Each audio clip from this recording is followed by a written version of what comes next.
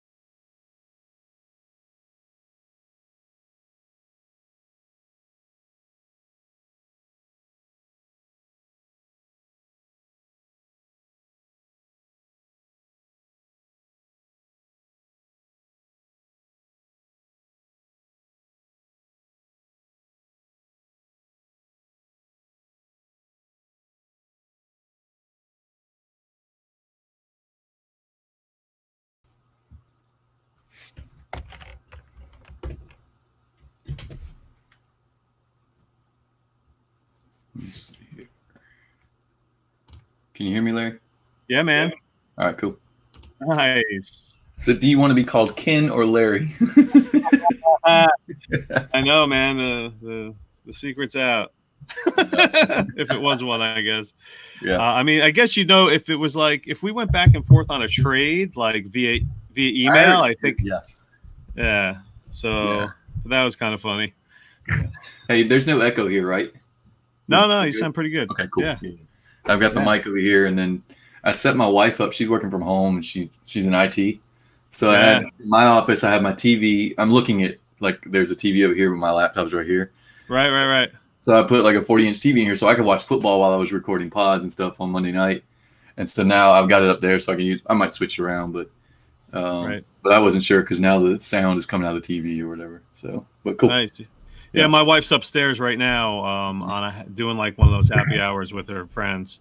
Yeah, She's got the TV set up. We fixed it all up, and I just got a text before. She was like, "You're messing me up because you're streaming, blah blah blah." Oh, you're tying up the bandwidth or something, huh? I guess I don't know, but yeah, no, I took YouTube off, so that seemed to clear things up. Yeah. So, Gotcha. but yeah, man, Brian Hooton's coming on, fishing for a win. Yeah, you've done some deals with him, right? Yeah, I'm sure I have. I don't know that there's. I mean, I don't know that I've done one with Kevin yet, Cotillo. He's relatively new. Hooton and I had like a bigger deal earlier this offseason, like earlier before the season started, I think. Nice. Here he is. 5 players and fishing for a win himself, Brian Hooton. What's going on, buddy? guys? What's up? Yeah. Oh, not a lot. We just started rapping about a couple of trades you guys might have done. What was it? Kevin's tough to trade with. Cotillo. I can't get anything out of him. Like, oh, he's tough, dude. I've gone back and forth with him probably a dozen times, and I'm not sure we've done one trade, maybe one, but right. He can be a stickler. He's relatively new though, so I mean he's got to figure it out, I guess. So just to get, we're in a 16-team league, super flex, tight end premium, 11 starters. It's, right. I mean, I don't know how you felt going into this draft, like when you got into this league. Justin, how did you? I mean, were you listening to a lot of pods back then? Yeah. Go ahead. Oh yeah, I listened to pods for like 2 years before I got into actually any dynasty. This was my second league. I joined like a rinky-dink little like 8-starter, 12-team single quarterback in like February of that year. Yeah. And then I had been listening to this pod, and I was like, "Well, shoot, I'll send an email, whatever." How the hell? Like let's just jump into this 16-team or Superflex. I hadn't even just gone right through into the pod, huh? Yeah, I hadn't even gone through a season yet, but that was kind of like that's awesome. That was my selling point in the email. I was like, "Well, I'm only in one.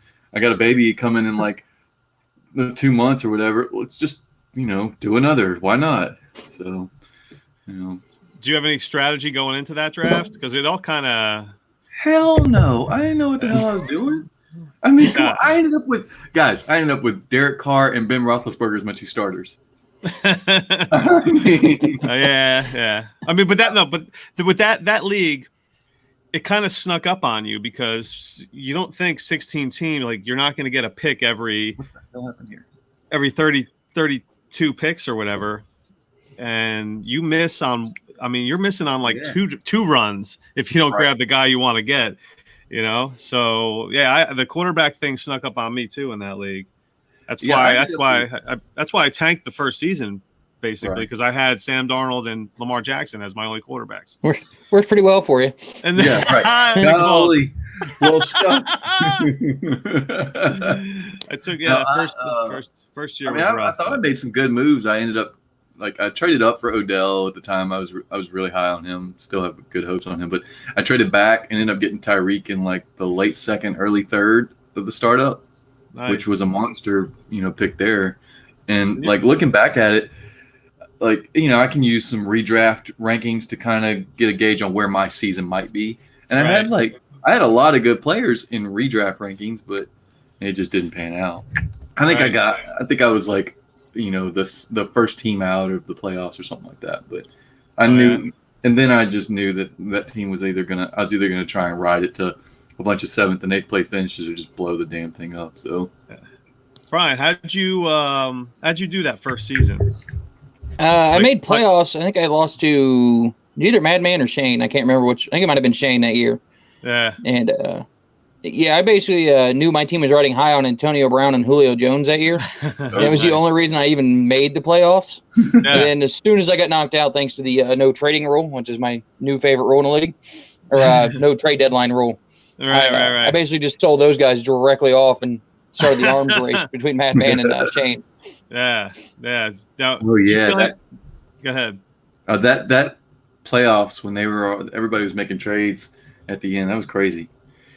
That was my first time being a part of just a league focused on trades and so big and massive, and you're just like, and everyone wants to trade, and like a part of me went out of my way just to make a trade just because I was in this league, and that's kind of like what you did. So kind of trades that I probably wouldn't normally make, I would just pull the trigger on, and I was just like, let's get players. I just need players on my team that I could just plug in, because those at 11 starter thing is tough. And then you got the bye weeks that kind of get involved with that. But 16 teams with deep benches, it's all about just getting a starter. And that was my first exposure to any kind of league larger than, at the time, probably 10. I think I had just gotten into that. The Trades HQ League was my third dynasty league getting in. Yeah. I had one that I had gotten in 2014, and then that year of the HQ League, I got into a different one, which was a 12-team league. So I still didn't really have that understanding of how massive it is to draft those types of players. I'm over here just trying to figure out how's the most experienced one going into a 16-team league. Yeah. Your first league ever was a dynasty league, right? Like fantasy exposure to fantasy was like the dynasty league. This guy. Yeah, I jumped right into the crazy side of things. Now my guys at work kind of hate me sometimes because they created a monster. Yeah, man. I just ate it up, but yeah, of course, that 16-team draft, I'd be lying if I said I had a strategy for more than about 5 minutes going into that. I'm like, yeah, I'm going to do this. And then I'm like, oh, nope, that ain't going to work. Yeah. There have been some big trades where everyone's just like, whoa, that's when like everybody starts chirping on the Twitter. Cause we have like we got the Patreon, what is it? The Patreon chat. And then there's the Twitter. Yeah. The league. Like Twitter. the league Twitter chat. So, which is kind of funny because they're same, but they're slightly different too. So yeah. But well, one has Manolo and one doesn't. So we go to the other one. I reached out to him tonight. I was like, "Yo, dude, what time is it for you when it's like 9 o'clock around here?" But he said it was like 3 a.m. Yeah, he said it was 3 a.m. I was like, "Oh man, if you're getting up for a piss or something." I can't even catch him when he's sleepy though. I'll talk trades with him up to like 10, 11 o'clock, and I'm like, come on, man, you got to be tired. Just make a mistake. Come on. Yeah. Like lull him into a trade. He's got just two try sets and wear him down. When you have two sets of twins like that, I guess they're all really young. So, man, that's just nuts. I mean, yeah. I got 1 year-and-a-half old, and I'm like, oh gosh, I'm playing Mr. Mom right now because work is done. I can't really do anything. I'm a part-time bartender, and then I'm a handyman by trade. But no one wants people up in their house right now. So, and I just do little stuff. I don't do like, big remodels or anything. So people just are like, I can wait till whenever. Yeah. The last time we got together, this whole virus thing had just kind of taken off, and now it's just like lockdown, doors are shut. Oh yeah, I'm in the same boat as Justin. I'm in automotive manufacturing, but I've been home all week with the kids. I was happy to be on tonight just to talk to other adults. Nice. Okay, talk football. And, yep. My life really hasn't changed much because I'm a stay-at-home dad as it is. So see. I've really just picked up a couple more hours a day because my 4-year-old doesn't go to school anymore or dance or gymnastics or anything like that. So, well, how many do you have? Just one. Okay. One. Yeah. So my wife's home. She normally works in the city. Yeah, we've been in that house for 2 weeks, like just locked up basically. We haven't done anything because it's bad up here in the Northeast. We trade grocery shopping. Like, okay, I went grocery shopping today, so you can not. Hey, will you go? It's like, can I go grocery shopping? Just to get out of the house. See, See, that's how I feel. My wife's like when she's an RN, but luckily at a pretty small building, not in a big hospital or anything. So she's been the one going out and doing different things, going to the store, and I'm at home like, come on, I need to go somewhere. Yeah, man. I mean, the only thing that is kind of normal was free agency. I mean, it was like kind of almost business as usual, and the big story was all those quarterbacks going everywhere, and kind of most of them. It wasn't really as explosive outside, I guess, Tom Brady. I mean, because Cam Newton still hasn't gone anywhere. But how do you feel about Teddy on Carolina now? We thought I'm just happy he's somewhere. I have a starting QB in a HQ1. I'm so excited. That's right, man. You hit it big on the off season. Doing well. Him and Tannehill were the two big ones for me between a lot of my leagues. So I was pretty happy to see those guys land on their feet. Didn't you make a trade where you traded like a really solid player for both of those guys or something like that? Or yeah, I do a lot of dumb stuff in that league because I can't figure out what I'm doing, whether I'm rebuilding or trying to compete, or I bounce back and forth like monthly on what I'm planning on that league. So I think it was Matt Ryan for both those guys, hoping I'd pick up 2 starters instead of having just one. Sure. Because I'm like, well, it's better to start 2 QBs in a league, especially being 16 team. You're usually at a big disadvantage if you don't. So I was like, well, if I get Dalton and then get him, maybe I'll have 2 starters. And so far, it's sort of kind of working. We'll find out. Right. Yeah. So what kind of – you still have picks, Justin, in the first round? No. I started out with 5, yeah, and I have none. Yeah. I mean, I've been working deals. I love to make trades. So I just started – and I had tried we'll get to a big trade that we had later that I did today later, but I tried to make some moves here and there. But I mean, like I said, I started out with Roethlisberger and Carr. I picked up Trubisky along the way.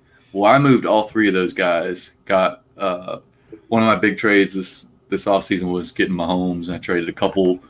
I think it was like 2 firsts this year and 1 first next year, or something like that. But one of them was super late. Might have even been one of them might have been yours from next year, which I'm assuming is going to be, probably kind of late, since what do you have, like half of the top 5 or top 10 running backs on your team or something like that? That was a big one, man. That was the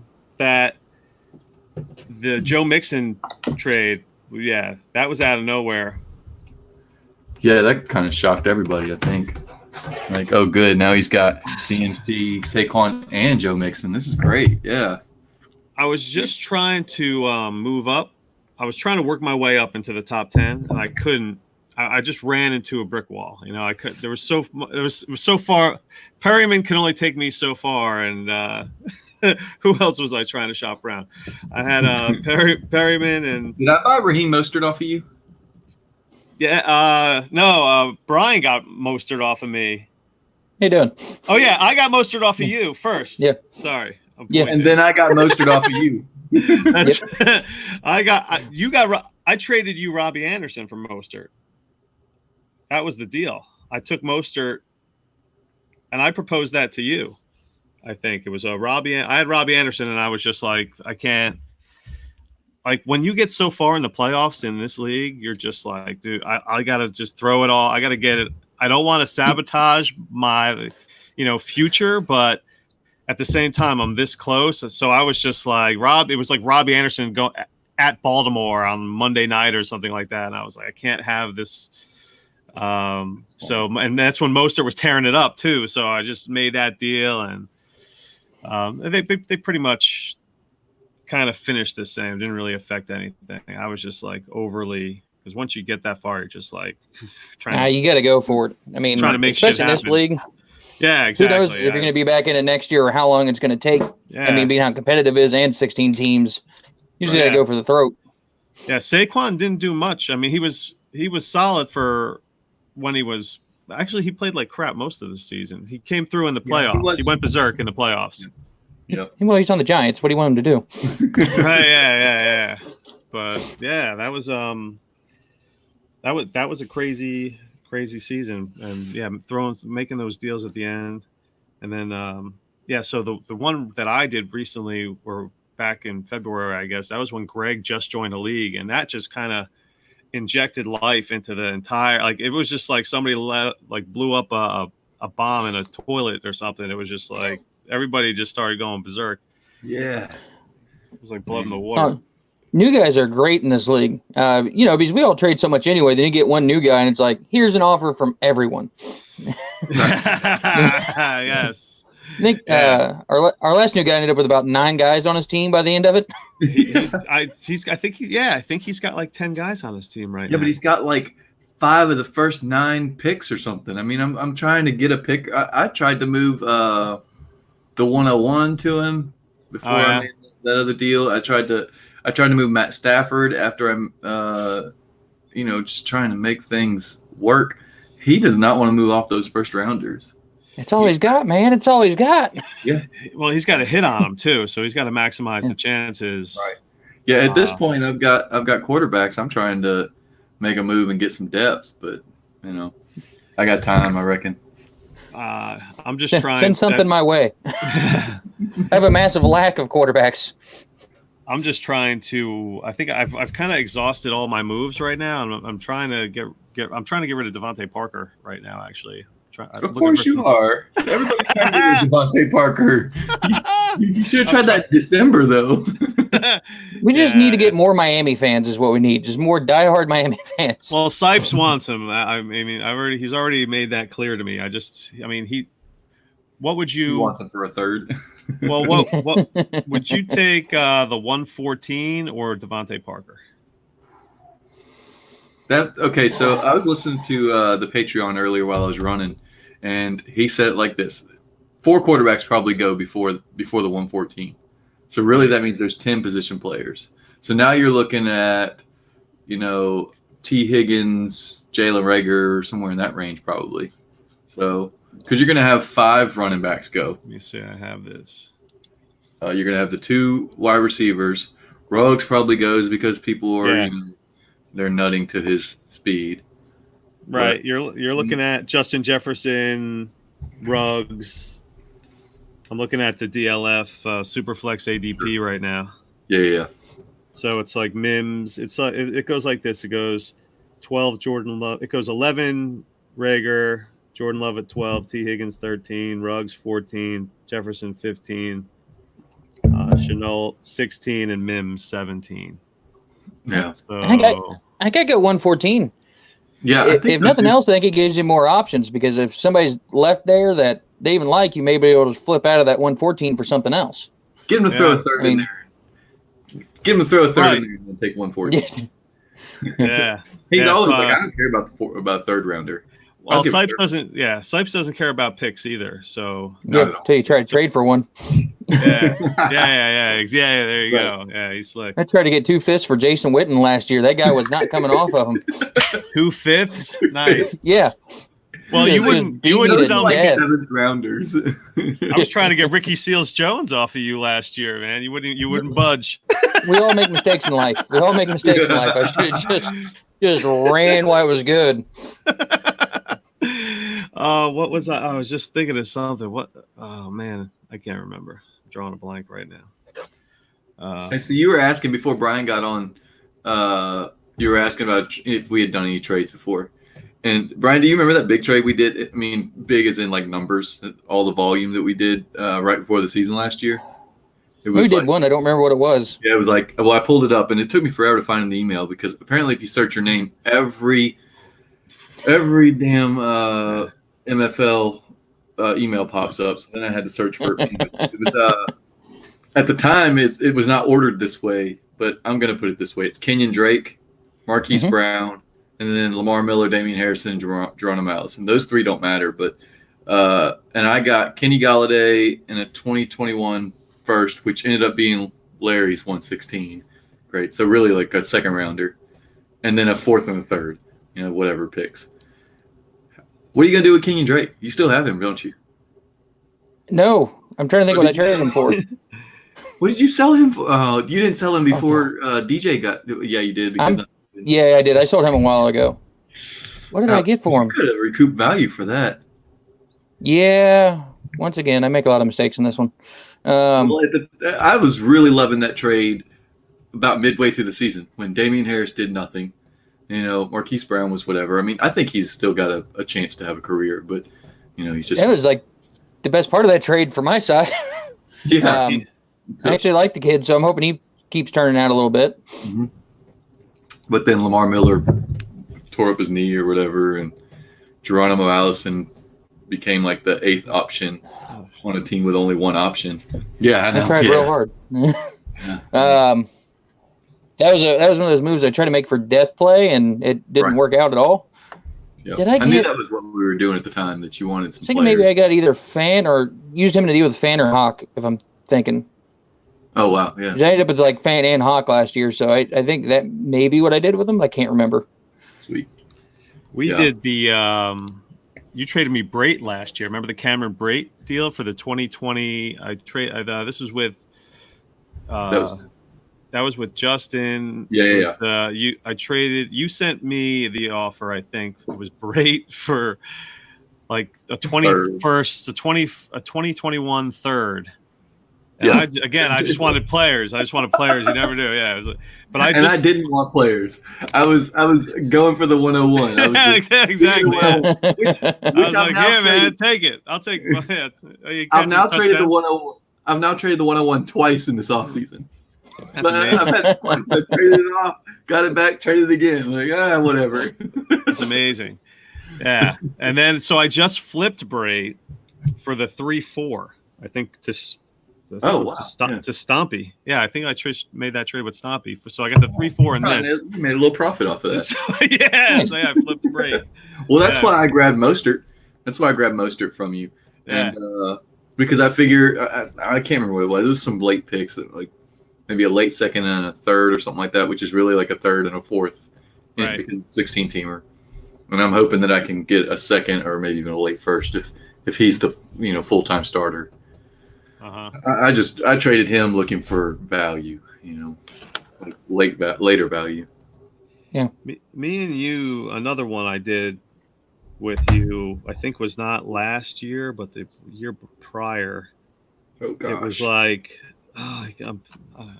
Are you pulling up history now? Yeah, I'm pulling. It's like T.Y. Hilton was involved, and DJ Chark was just almost like a throw-in. I remember that. It was like Mike Williams in that. Was Mike Williams was in that one too? He was in there. Hold on, let's see. And I traded away Albert Wilson and Chris Thompson, but T.Y. Hilton was another guy I threw away.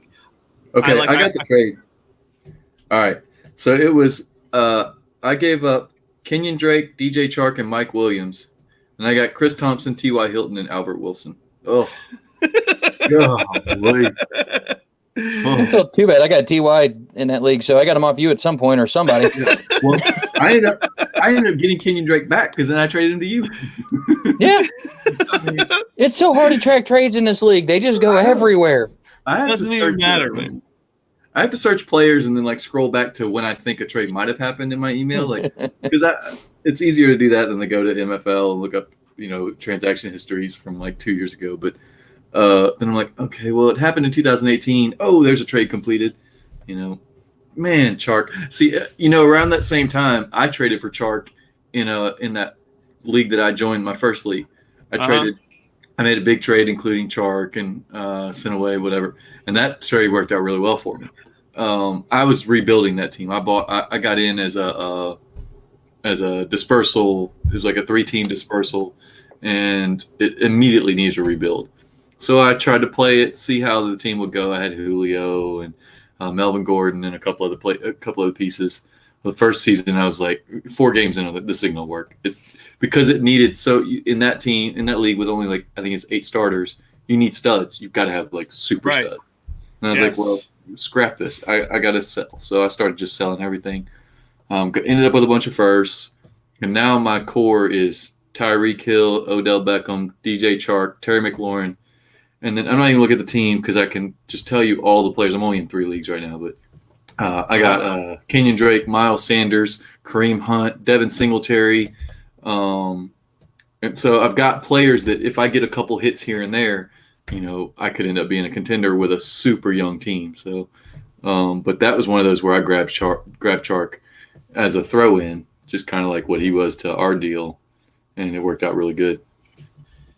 Yeah, Chark has great draft capital, super fast. Mm-hmm. So this wasn't. I mean, it was kind of a shock, but it wasn't at the Right. same time. He was like a weird sleeper that probably shouldn't have been a sleeper.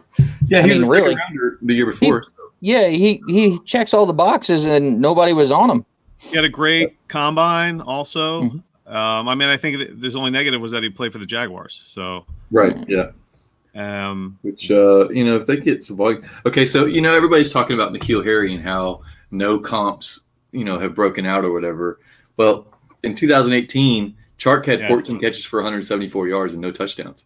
So it's not really true. Like, there is a comp for that. I'm not saying they're not the same player by any means, but right. But I think that if you're looking out there, N'Keal Harry can be bought for. You're not getting him for a mid-second or anything, but a late first like that 114, I'd probably take N'Keal Harry over, a lot of those players. Justin Jefferson and N'Keal Harry are probably in the same range, but it's not impossible. But the correlation came about because it just popped in my head that someone had said it the other day, and it might have been during the Trade Addicts pod. I think it was in their 100th pod when a bunch of us were on their YouTube watching or whatever, and N'Keal Harry was a popular topic for a minute there. But so that just popped in my head like, hey, Chark just did it, so why can't N'Keal Harry? I'm a N'Keal Harry believer, so go buy N'Keal Harry, folks. I'm N'Keal Harry, and know who's got N'Keal Harry in this league? No Cotillo. Oh well, good luck. Can't go buy him. Yeah, don't even bother. He's gonna die on that team. Look, at least he responds to trades because he does. The team that Greg took over that he ended up going crazy with, can't remember who owned it, but you couldn't get him to. I mean, he did nothing. He set lineups. He didn't do any waiver claims. He didn't do any. He wouldn't even respond to trades. Trades would just expire. I would send him revoked trades just so he would get emails. I was sending him actual emails, and he would respond every now and again. Right. Yeah, and he had his DMs closed, so I couldn't tweet at him. Like I couldn't. That's the worst. Yeah, like man, I can't even blow up your notifications right now. Come on. Oh yeah, I can't. It sucks when you just got to look through trades. You're like, who am I going to sell this guy to? And you're like, I'll just skip that guy. He's not even going to answer me anyway. Yeah. So but real quick with that Mixon deal. So I'm like in the middle of nowhere, Long Island, like way out east, visiting my wife's grandmother. And I see this pop up, and it's for 3 of my firsts that I had worked so hard to get. I think I had just traded you Keyshawn Johnson, and like for a third, I traded Brian. What was it, Johnson and Kelvin Harmon for just a third because I just was trying to get that draft capital to kind of creep my way into the first round more. And then he sends me the Mixon for it was like the 116, the 114, and like the 112 or something like that. And I was like, this is like 3 second-round picks for Joe Mixon. Right. I was like, I have to take this, and I was just like, I'm not even going to counter it. I don't want to scare him away. I'm like, this is 3 second-round picks. I know, and I understand his point of view because he wants to, he's taking his team over and he wants just to collect that draft capital, grab those guys. But this was this before everyone stopped committing or everyone was going back to college? There was because the first round was a lot deeper before everyone started going back to school. We lost a couple of good guys that would have made this draft a lot better.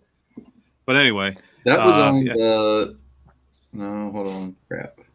I was going to tell you when the trade was, but it was that was a while ago. It was like snowing out where I was. That's where it was on the 18th of January. Yeah, it was snowing out, and I was like 4 players. Shitty service. Yeah, it was like crazy. I was like, all right, I'm doing this. I'm like, I texted one buddy of mine. I was like, what do you think? I'm like, I think I'm going to do this. I'm like, basically it's 3 because that's how I kind of value I look at it as like kind of like a 12-team league and where these guys lie in terms of that. So Yeah, I do the same thing. So I was like, all right. Yeah. Everybody speaks in terms of like, well, that's a second rounder, that's a first rounder. I do the same thing because the players aren't changing.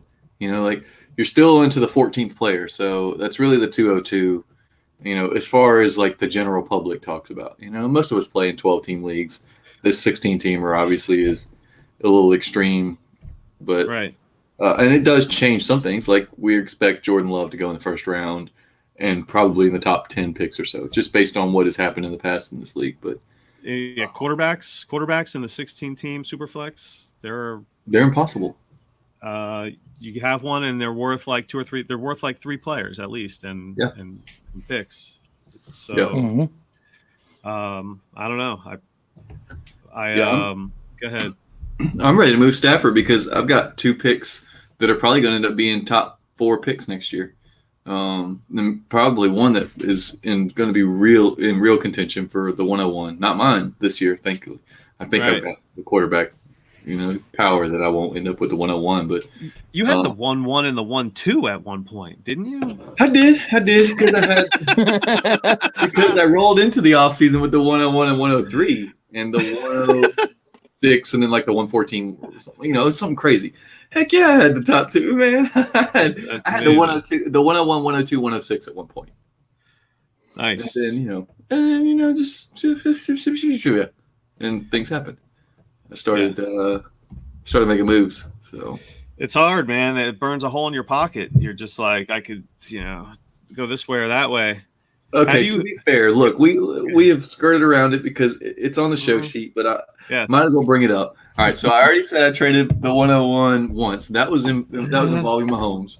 Well, then I ended up with the 101 again by moving. I think I moved the 102 and a 5th rounder, or no, the 102 and a 3rd rounder for the 101 and a 5th rounder or something like that to Shane. Or it might have been a late second, anyways. Right. So I got back into the 101. All right, so trade today because, it might burn a hole in my pocket, but it's also a big one, Hold on, I got a question though. When did you initiate discussions? Like, who did he reach out? Because there has been some banter on the Twitter thread. Did this come from that initial banter? Well, I had offered several different things for Kyler Murray. Way back in like January, I offered straight up the 101 because you were pissed. You were pissed when that deal went down and he got him. I think. Well, I remember you were the first one that responded when that deal went down. When he got him from Greg Dynasty. Yeah. Okay. Greg. So it wasn't that I was. It was just like crazy. Lev Bell was in it, right? Yes. Okay. All right. Give me 2 seconds because I'm pulling this trade up because it was stupid. Because he made a really bad trade. And then he turned it into an incredible set of deals. Like what he did there, I have no idea how he worked that out. All right, dadgummit. Let me see if I can do it this because I don't feel like pulling up the website. Well, Greg was pissed because I had just he traded me.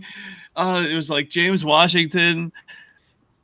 I traded him a scrub for James Washington, and then Washington went off for he just went berserk for 3 games in a row, and then he I think I ruffled his feathers and he just went nuts, and I don't know. Guys, this is how bad this trade was. Okay. Le'Veon Bell and James Washington for Kyler Murray and Mohamed Sanu in a 16-team Superflex. What the? Can I cuss? Yeah, go ahead, man. Cuss away. Fuck was that? I love I love those trades in this league though because everybody's so strategical and make moves, and then you're just like, what in the hell? Motherfucker, I would have given you just straight up the 101. You would have taken that over Le'Veon Bell and James Washington. You can get in your own head, though, man, in this type of But Bell, he was going to be a beast in New York. Well, what's crazy is, hold on, because does anybody remember what the trade was right before that? Where he got Le'Veon Bell? I traded him Lev Bell with the DJ Chark deal. Okay, so tell me, do you remember that deal? Because that's what it was. It was DJ Chark and some other pieces. Put my glasses on and read this. I see you've gotten real here. All right. If you can't find it before I can, because I can go into here. Yeah, you're gonna be easier here. I'm like, No. I need to bring a tablet to these things. I'm just the only one over here that can't do anything. Well, all I'm using is my phone because I hate. I don't want to pull away from the video. I like the video. I'm just looking at a laptop right now. I'm just worried about closing the thing. I'm on my phone in the shop, so I don't have any way to look anything up. Just like I'm gonna let these two handle it. So January. Okay, so when did this start up? All right, you pull yours. Tell the date, and I'll. Okay, wait. I'm in 2019, so I'm gonna have to go to 2020. No, you're probably right. It was probably before the switchover, the rollover. Okay, all right, yeah. So, okay, what are we talking about? The Lev Bell deal? Yeah, Lev Bell and all that. Okay. I'm looking at that's August, so this went down. This went down in like January. This went down like 2 days before the other trade. Why is? Oh, you know what? I was looking at your. Okay. I was looking at a trade. I sorted it out with your name instead of. Oh, right. So I'm looking at just your deals here. So where the F am I here? Bam. Yeah. So this was. Where are you? Yeah, this was Lev Bell, James Washington once again. Lev Bell and James Washington. This was December 5th. For Chark and Parker. Yeah. Okay, so that one wasn't terrible. It was. I like that trade actually. Yeah, all of us were like, we kind of gave him a hard time about. Well, Outhouse was pretty.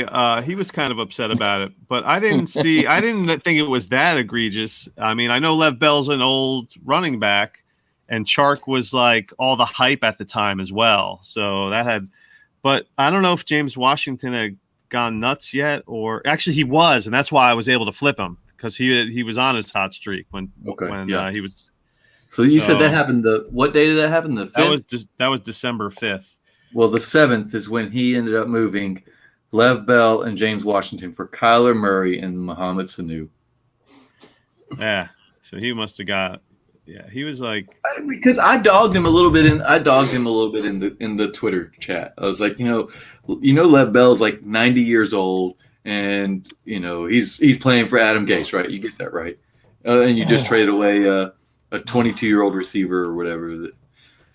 But then he turned it around, and somehow I don't know, like. I'm looking at all these deals right now. I mean, I think he sent a prostitute, and like. I don't know, something, because Greg must have been off his game that day. yeah, because people still see that Le'Veon Bell name, though. I don't know what it is about him. I know a couple of these guys have been trying to actually move him now for the first time in a while and not get him. But what date did he make that deal? Because 2 days later, December the 7th. Okay, because on December the 10th, I traded him Jalen Samuels for Rashad Perryman.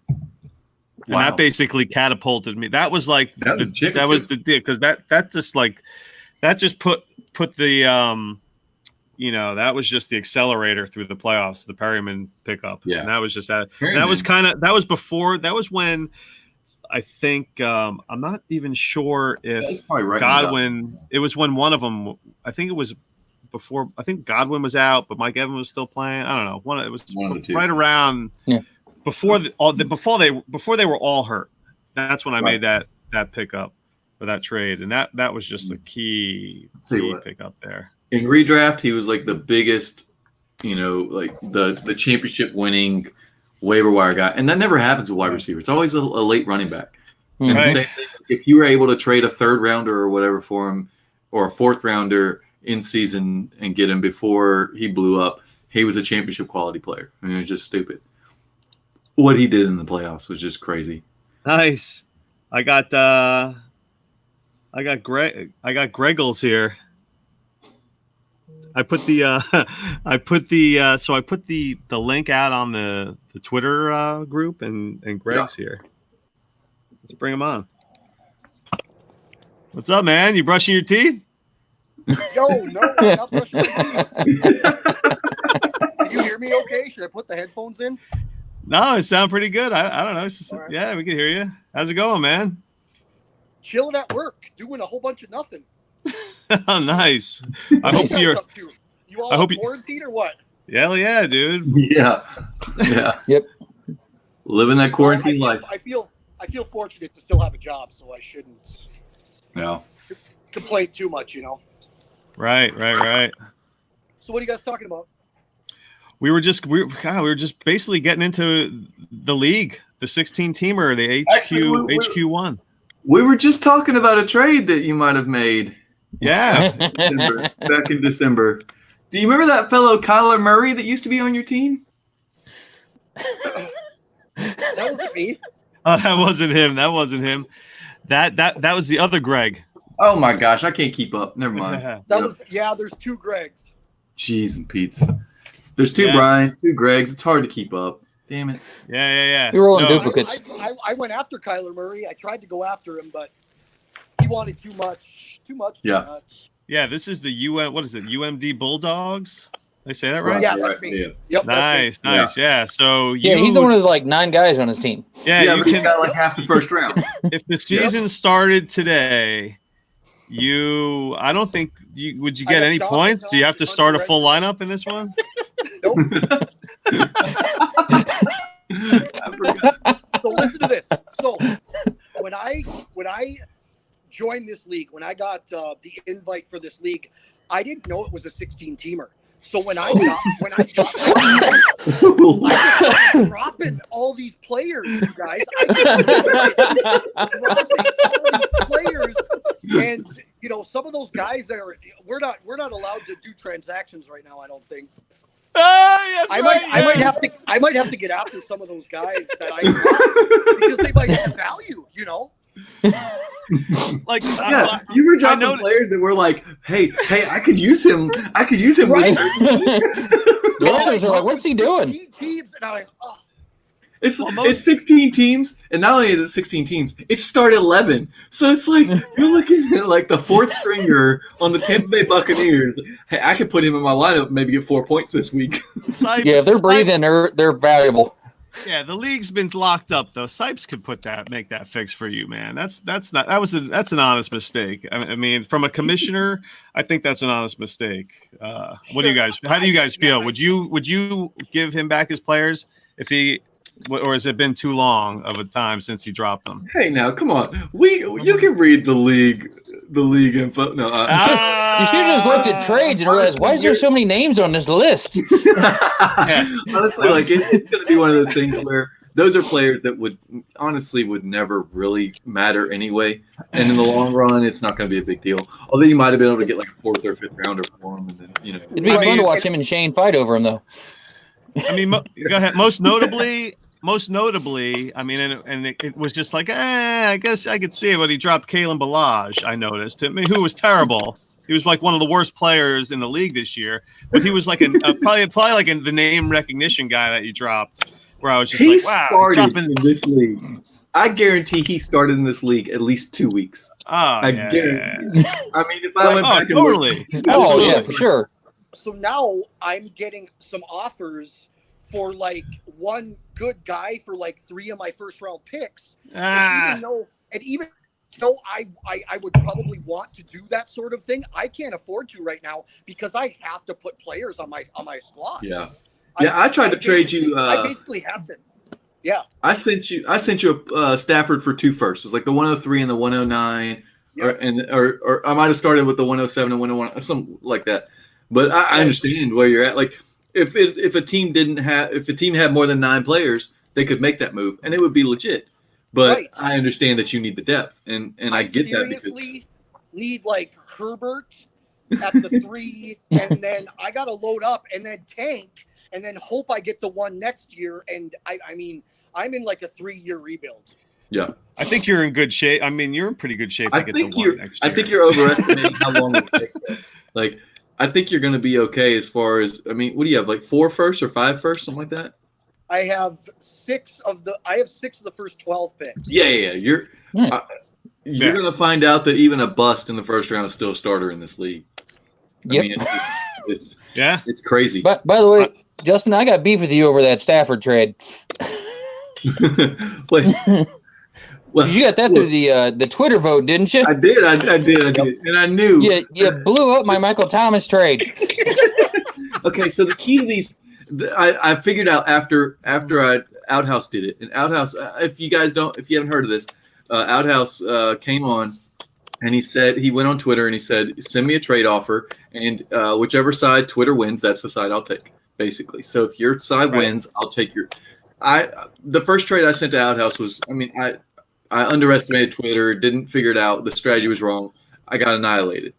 And then someone in one of my other leagues saw that somewhere, posted it, and I ended up making a move, and it worked out for me. So then, Josh. one of our guys did it. I just went blank. Josh did it. Yeah, Josh Valentine did it. And Right. he said in honor of the 100th episode of the Trade Addicts, I'll go ahead and do the same thing. Well, I know that people don't pay attention on Twitter. They just don't. First of all, like half the polls up until the last year or so, if you put Superflex, they didn't care. They was like, oh, the QB don't matter, whatever. I'll take this. I'll take, Raheem Mostert over Matt Stafford. That kind of thing. Right. Because it's one QB. And people don't pay attention. Well, now people have caught on to that. They're paying attention. It's Superflex, et cetera. Superflex is getting a little bit more popular. But no one understands what 16 team does to Superflex. Right. So, yeah, Brian's I didn't. Yeah, you killed me. Neither did I in the draft. I drafted Roethlisberger and Carr. So yeah, to bring Greg up to speed, we three of us got together and we just kind of dove right into like what was going through your mind when we got into this league and the draft, and like it kind of happened, and you're just like, I don't know what the heck is going on. There's 16 teams, which means you pick and then you got to wait like, till the next day before you get your next pick. Yeah. And if you miss on if you don't take a quarterback in the first round or second round, forget it, because you're picking up Roethlisberger and Carr. Rubbing it Anyway, in. I did the same thing with Josh. And I sent out MT, the 208 for Stafford, Galladay, and the 110, and I lost it because Justin got it before I did. The vote went through. And I was like, no. I think I won that like Adams. I said Devontae Adams. Yeah. And Mitch Trubisky, because I really want Trubisky. I hate Twitter for that. Yeah. I sent Adams and Trubisky, and I got Gallup and Matt Stafford. So I understand I downgraded significantly, but I also got younger with Gallup. Gallup's like Mr. Ascending wide receiver right now. Like he's like the hot guy. He's like one of the hot guys right now. Right. But I just knew Adams' name value was going to carry that trade. Oh, and totally. it squeaked by like 3 or 4 votes out of 99. It was close. It was really close. I sweated it. I think the Michael Thomas. I think the Michael Thomas side got like 76% of the vote on mine. Wow. Yeah, I was like, no. It's always, I like when people do that because you try to like, I don't know. It's like, I try to go for how can I manipulate Twitter, and I never can. I'm not good at it. Shane did a great move where he just threw all his picks, and in a 16 team where people aren't paying attention to the fine print, that is. All those picks are just like 100 and the 100th player, right? Yep. 100th, the 75th rookie pick. Like, it's your third rounder, but really it's some undrafted free agent from Norfolk State or something. Yeah. So that was like a good move. So, but the picks just fly, and that's the thing. In this league with the draft picks. Like everyone's trading anyway, so it's like players and draft picks it's really just if you get those, if you accumulate all these draft picks, all those players are going to end up trading anyway because this is a friggin' trading league. So get ready because you have all these picks, but we'll see how many of these players are actually on your team come week 1. I had a lot of picks last year. I had a lot of picks in the first round, and I ended up with DK Metcalf and Mecole Hardman and Darius Slayton. I got like in the third round of this league, but I ended up trading all of them. I only have Hardman still. Like I traded the other like 4 first round picks that I had. Yeah. Well, I traded I ended up like this trade Brian and I did earlier. I had Damian Harris and Marquise Brown and whatever gone before week 1. They were gone. Like, So but yeah, Greg, I had, go ahead. Go ahead. I was going to ask Greg where. So you just trying to get players now, or where? What are you thinking right now? Are you thinking about trading any of those first rounders, or are you locked in right now? I'm shooing away just about every offer I get because I figure in another week and a half I could probably turn that 3 into maybe something like Zeke-esque. I'm hoping. I'm waiting for those. I'm waiting for the picks to get a little more value before I even think about it. I can tell Shane's a little bit annoyed with me because I know Shane's a little bit annoyed with everyone. Well, right. I know he likes to get counters, and I've just been shooing him away. So I sent you 2 offers today. I was like, all right, so I sent one and offered. It was the 103 and something, and then you were like, no. So then I sent another one, 103 and a later pick. No. Okay, fine. Shit. It was the 1-3 and the 6, then the 1-3 and the 7. Yeah. Nice. 1-3 and the 6. I seriously, especially for, I know Matt Stafford has like 5 or 6 good years left, but I really am on the ground floor of a rebuild. And I understand. Yeah. I'm just not into it. Well, I sent a similar offer to Cotillo. It was like Stafford for the 104 and a first next year. But I mean, he's a team that could use that because I think he's only got one starting quarterback. And he's not going to get a starting quarterback at the 4th pick. But I don't think so. But he rejected it, and I didn't understand it because he's not got a terrible team. He just has only one quarterback, I think. I just think it's either you're in on Stafford or you're not. And I think that's where people sit with that guy. And that's you fair. think he's going to be with that back injury twice now, if he's going to come back and be Matt Stafford, or if he's going to get hurt one more time and we'll never see him again. Right. He was such a rock star at the beginning of last year, though. Yeah, he was like the QB3. He was a QB3 until he got hurt, something like that. Yeah, it was. So I don't mind. I don't mind holding him because look, when this season starts, I mean, I might as well just sit back and let people come give me BJs to get him. So I mean, it's fine. But you're in the catbird seat, man, because you have 3 very, very usable quarterbacks. Right. Cotillo has Wilson and Winston. So I mean, so really he has just Wilson. Yep. But I mean, he's got Henry, Kamara. He's got a good team. He was unlucky with injuries this year. He's got Keenan, N'Keal Harry, Juju, Evan Ingram, Irv Smith. So he's got some players. He needs another quarterback. I just don't understand his logic. But honestly, like that's just me going, this is your championship quality quarterback that, Robert, and before I dealt you Adams, I was trying to move heaven and earth, to get that 4 from him with Adams in a deal, and Cotillo, he's a stubborn son of a bitch, man. Yeah, I thought I sent him some good offers, man. I was telling the guys, I think he's the only one I haven't made a trade with, and I'm a wheeler and a dealer. You weren't on here when I said I've had the first twice. I've had the 101 twice. I mean, not the first. I've had the 101 twice. I moved it and got it back and moved it again. Like, I don't care. I will make deals, but I cannot for the life of me get him to do anything. No, Cotillo, he's a little tighter, which is okay. It's okay, but man, I thought I sent him some boomerang offers for that 4. It just man. Oh yeah. I wanted it bad. Yeah, I don't know, man. I was trying. Yeah, I've been. I think I'm exhausted with all my earlier moves. I'm just like, there's really not much I got to, because you want to keep like a stockpile of players, so you can only trade.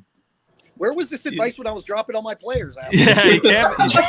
Well, you were there for like 2 minutes. You got to listen to the chat. You got to listen to the chat. You were like, you showed up and were like, screw these guys. Yeah. I went, took a shit, I came back, and your team had like 3 players on it. I was just like, what is this? Gone. Nope. I was like, look at this guy, man. I'm like, wow, this guy's the real deal, man. He's just like, I don't need this. So then I'm thinking, all right, I now that I've already done this, I've emptied my team onto the waiver wire. I might as well blow it up. So then I started with all the trades. Yeah, and I like reinvigorated like the league. I mean, not that it was not that we were like down, but it was just like it was just like it's a little stagnant. Then you get that new guy, and we're like, let's see what he does. Yeah, it was like 15 trades in like 3 days or something. It was crazy. Yeah. The only regret I have is Mixon to fucking. Yes, we were just talking about that. I regret. That's the only trade I regret doing. We were just talking about that. I was just I bitch. laid it all on the line. And you had proposed that to me. It was me. It was me. And 2 days later, I was cussing myself out. Yeah. Well, you got excited. It's okay. Can you tell I'm excitable? Yeah, just a little. That was a good trade, man. I was really happy with that one. We were just talking about it. It was, but the 3-1s are deceiving because, like, because they're late. You see the first round, you see the 1 dot, and you're like, first round, and then then you're looking at the 16th pick or like the 15th pick, and that's not first round in a regular league. And the calculator I used had the trade close. The calculator. Yeah, calculated yourself out of it. So if I was in the mindset that I'm rebuilding, I'm dumping this team. So my calculator told me the trade was close. If a trade's close, depending on my team needs and my mindset, I'll make the trade. Whether it's for me or against me, if it's close.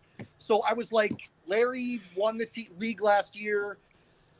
He's got 3 first-round picks. The trade calculator says I'm good here, but I regretted it almost instantaneously. Wow, yeah. Trade calculators they're good for like a baseline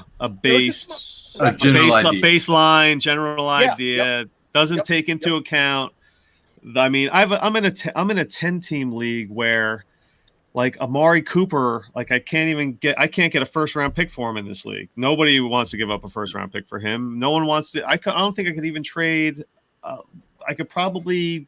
The guy that has a 2-3 will probably turn me down. Like it's a silly values in this league, where somebody like that, because it's 9 starters with a defense. So you have your tight end and quarterback, and it's like 6 guys. So all you need is 6 studs in this league. Once you have. So these big guys aren't worth. I don't know, man. I don't know. I just went on a rant. You think about adding a flex? What's that? The 110-team league I'm still in. I'm one of the only ones that takes this fantasy thing seriously, like year round. So I was like, all right, you guys, if we're not gonna, because they refuse to go 12 players. I was like, okay, if we're not gonna go 12 players, let's add a flex, and that's like adding another team to the league. Do you know what I mean? It gets right.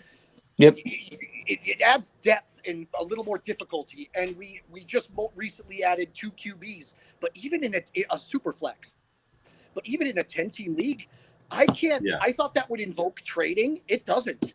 And it's a redraft league, so it's a little more difficult to trade in those leagues typically. But I thought adding the super flex would add action and depth, and it didn't do anything. It's 10-team leagues, I think, are just ridiculous. It's just. Yeah. See, go ahead. I was just say two of my home leagues are 10-teamers, and actually we had one that started last year. It's kind of a shadow of the very first league I was ever in, and that was kind of a walkthrough we did. We're not super flexing either one of them, but we kept adding like a couple flex spots and opening things up. Like we had team defense when we started. I got them to punt that. We finally got rid of kicker last year after my incessant complaining, and we also found a loophole in MFL that allow you to start any player in the kicker position. Oh wow. So we did that like half the season before our commissioner caught on. We saw one guy did it, and then like 6 of us did it and like didn't say crap to anybody. We just kind of wrote it out until he noticed, and he was super pissed when he found out. He goes, he goes like, you can't even call it cheating because 6 out of 10 people were doing it, except for him and like 3 other guys not paying attention. We found the loophole, and we just kind of wrote it up. We were like, kickers suck, let's get rid of them. And then finally last year we're like, okay, fine, we give up on kicker. I'm like, finally. Yeah, Brian, I can't get them to do it. We're still doing kicker and defense in that league. I cannot get them to quit it. I think I'm in one league with defense, and that was the second dynasty I ever joined. And it's okay. I really hate team defense, especially in Dynasty, but that league's actually really good. So I kind of overlook it in that case. And then I'm in, I think, 2 leagues with kicker still. And the one's one of them that started last year, but it's with a bunch of redraft guys that like 3 of us that had played Dynasty are trying to convert to Dynasty. So I'm hoping in a couple seasons we can move Switch them over to out. Dynasty. Yep. I'm also trying to get another flex because I sucked in that league last year, even though my team is stacked at everywhere except for running back. But because, like I said, the shallow roster spots, I had the top. I think I have 4. I think I have 4 of the top 5 picks this year in that league. Oh, well, then you should be Because good because you're going to go. Oh yeah, I'm fine this year. I'm going to absolutely destroy that league, but Yeah. I'm going to obliterate it. And after last year, because I sold out in the startup to get all these first round picks, because guys were just sending them. I'm like, well, screw it. I'm just going to keep backing out. And I just picked up every other spot except for running back, just knowing I was completely punting that spot. And people are like, oh yeah, these rookies aren't going to do anything. They're still in that mindset. And I'm like, okay, have fun and getting your butt kicked all season. I'm going to enjoy it. Welcome to 2020 and 2021 because exactly. I think I got 3 picks next year too. 3 first round picks next year, so I'm feeling pretty good. Damn. How you guys doing in our league with 2021 picks? You got a couple of them, Greg, right? You have I just moved 1 for the 112, but yeah, I have 2 firsts, 4 seconds. 2 firsts, 4 seconds. Nice. Yeah, I have second and back. I had my first back so I could tank properly for about 5 minutes, and then I traded that away, and then now I'm not sure what the hell I'm doing with this team with 1 starting quarterback. Probably finish 110 Dalton again. Andy Dalton will be playing he'll start like 3 games, suck, and then get benched, and then I'll be back to 1. Are they keeping him or what? I mean, I just saw something where the Bengals they're going to hold on to Dalton. That'll be come on. I think they're okay. So I don't think they're going to keep him. I think they're going to hold on to him just long enough to make this to drive up price and maybe get something for the 101. But I don't think they end up trading the 101. I think they end up going with Burrow. But as long as they have Dalton on the roster, no one can say, oh, they're taking Burrow and they're locked into that pick, so they can still send offers, But I don't think unless they're just looking for someone to blow them away. Dolphins come in with, the 105 and then the 118 or whatever it is, and then next year's first, and they go, you know what, I could probably get off of Burrow and play for next year or something like that, and play for Trevor Lawrence, Justin Fields. Oh, wow. But I don't know. I think Dalton's going to be off that team pretty soon. But I thought for sure he'd be a Patriot. I don't get why he's not a Patriot by now, but maybe they just want too much. I mean, everyone's like, "Oh, Bill Belichick, he'll figure it out." Well, you got to think about contract too. Hold on, let me look up his contract. But I think he's owed a decent amount of money. Contract. I don't think it's Let's see here. And word out of New England is they like they like Stidham, right? Sure. Isn't that the expectation that he might start? I don't know why you don't. I mean, if you're in like the Patriots are always a win now team. I don't know why you're. I mean, unless they're going to tank. Could you see Bill Belichick tanking? No, and I don't. I just okay. So their defense is too good to tank. Because them tanking ended up being like 6 wins. So what are they, the 9th pick? The 10th pick, that kind of thing. Even with a bad quarterback. Yeah. So, Dalton's owed $17 million this year. His cap hit is 17.7. So the Patriots can't afford to trade for him. They don't have the cap space to trade for him. Now, if he gets cut and they sign him for a 1 year $8 million deal, that kind of thing, they can afford that. That's the same reason that Cam Newton, and I got a buddy of mine who has been texting me, and he's like, they couldn't even get a 7th for him. It's like, it's not about the value of the pick. It's that 20-something $million contract you just can't move for. So nope. I mean, that's the I saw deal. that. I saw Cam getting cut 3 months ago. Right. You can't afford it. The cap. Now he's going to get cut, and I still think that Cam starts. Yep. I think he ends up on the Chargers, maybe even the Patriots, but I really think the Chargers are the ideal spot for him, with Eckler as his CMC, and then Keenan Allen as his DJ Moore, that kind of thing. So, as far as parallel players go, because they're both similar. That would destroy my Herbert expectation, but yeah. Well, Well, that I don't think sounds it's great just a to me. 1 year deal. So I think it'll be Yeah, a it one year sounds deal. right. Anyway. So 1 year prove it deal. and The like you Chargers are said, built to win now, right? What's that? The Chargers are built to win exactly, now, right? exactly. Yeah. So they might as well bring in a vet quarterback. So Yeah, that's what. yeah. And Tyrod's not that vet. I don't think. I don't. Tyrod doesn't do anything. Yeah, Tyrod is just a guy. He's a jag. So He just ran out of gas with the Browns. I thought he'd be a nice, mediocre quarterback, and he just was terrible. I was really a fan when the Browns signed him. I was like, that's a great move. Let Baker learn a little, and then it just went full Browns. I don't. Right. Well, Off the rails. that was before. That was still when Hugh was still there, and they were before they switched to Freddie, and Freddie invigorated the team, and then before they kept him over the next season, and then he looked like a disaster. But it was right around the time that Hugh got fired, and then Freddie took over. About that same time was when Baker took over. Yep. So it was like breathing life into the team, where the whole team played a little harder. The whole Kyle Orton, Tim Tebow effect. Tim Tebow wasn't better than Kyle Orton, but the team felt better, and so they played harder, and the defense ended up being incredible the second half of the season, that kind of thing. Yeah, it injects life into everybody. It gives right.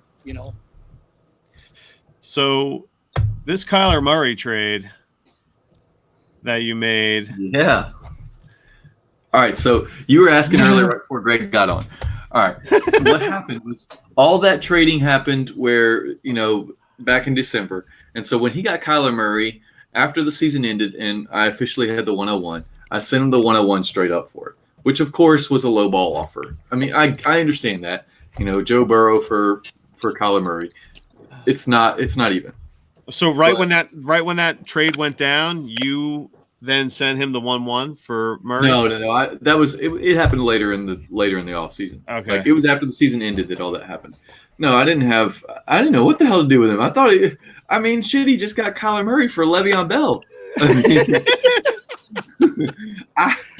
At that point, I'm playing with house money. I'm not moving Kyler Murray right now. It's kind of like what I did with. Let me go back to Kyler. Okay, so I've traded the 101 twice, and we'll get to the Kyler Murray thing in a second.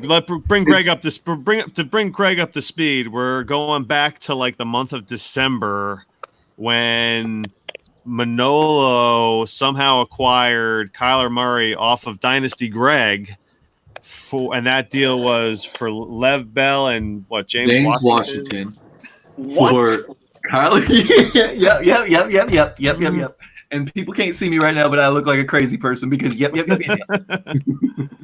Yes, Le'Veon Bell and James Washington for Kyler Murray, and it doesn't even matter the other piece, but he got another piece in addition to. What? What the hell? Where are the two other firsts on the Le'Veon Bell side? On the Where's that? Le'Veon Bell side, yeah. Right. Yeah. Man. So after that, sometime after the season ended, I sent him the 101, and he was like, "No, I value Kyler more than that," and so do I. I honestly think he is. Patrick Mahomes of 2018, Lamar Jackson 2019. I think Kyler Murray is the guy who said, and this is before the DeAndre Hopkins thing. I had already tried to make a move for him, and it just didn't work. I wanted to hold the 101 a little bit longer. He wanted like the 101 and the 102 or something. Like, okay, well that's a little much. We can't go that far. I'm not giving up Burrow and Tua in this league. That's what that is. So It doesn't matter what order they go in. And so, anyways, I'd send him, an offer here, an offer there, whatever, because I always send offers. That's just what I do. And so this morning he tweeted at me. He said, "I've got some interest in Kyler Murray," and I don't know if he did or not. I don't. If he's trying to draw interest, I'm not going to overpay. So he said, "All right, is there anything you'd send with Stafford or the 101?" So I sent him Stafford and Singletary for Murray and the 301. And he was like, "No, Murray 301." Turned that into Stafford, or he said turn that into 101 and Singletary for Murray and the 306. And so we kept going back and forth. Anyways, the final deal ended up being the 101 and Singletary and Arcega-Whiteside for Murray, Breida, the 306, and the 508. So, all right, it's a big deal. Right. The 306 and 508 don't matter. Ortega-Whiteside doesn't matter. Basically, it's Breida and Murray.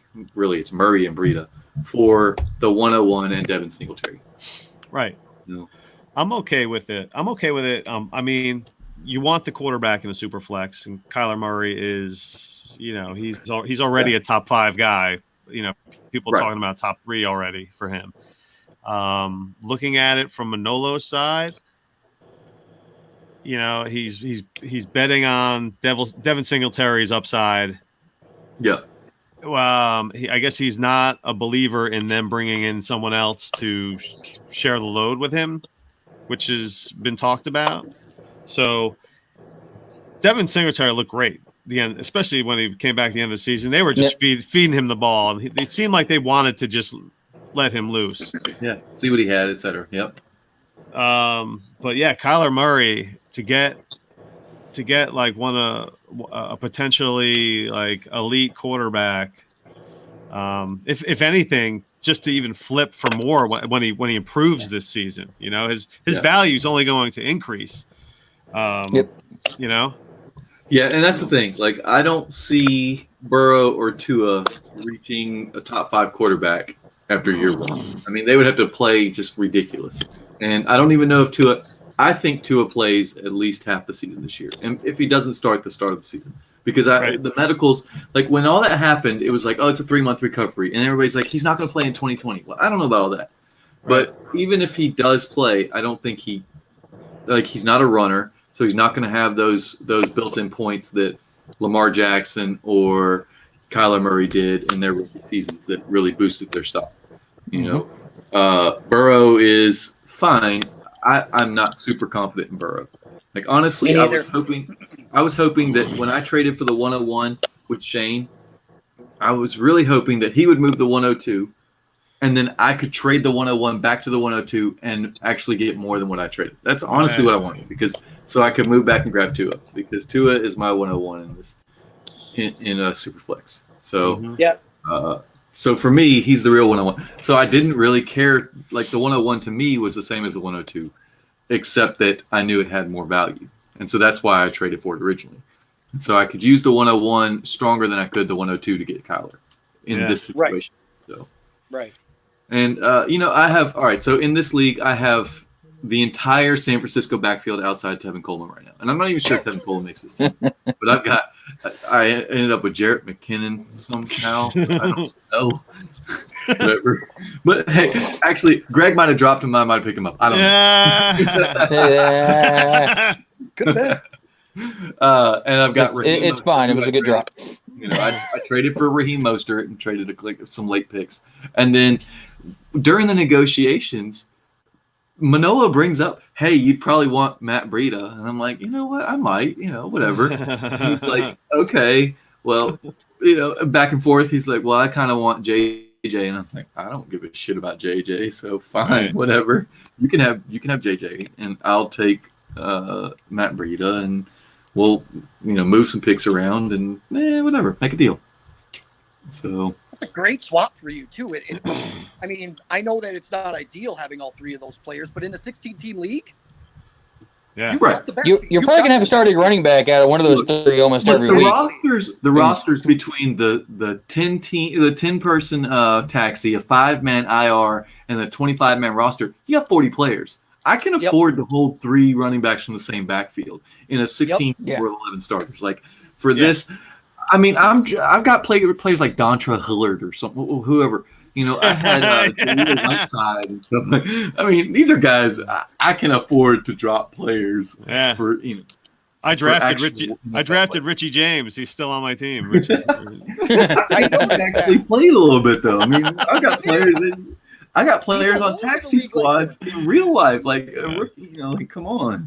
I think I picked up Reggie White Jr. just because. I pick him up. All right. I'm looking at my roster right now. Anybody know where Zach Zenner is going to play next year? Zach Zenner. Jordan Matthews? Huh? Yeah. Sexy. Yeah, dude. This is, it's one of my favorite leagues. It's my favorite league because there's just so much action going on, and it's all year round. Yeah. It's awesome, man. And it's a good challenge. Yeah. Right.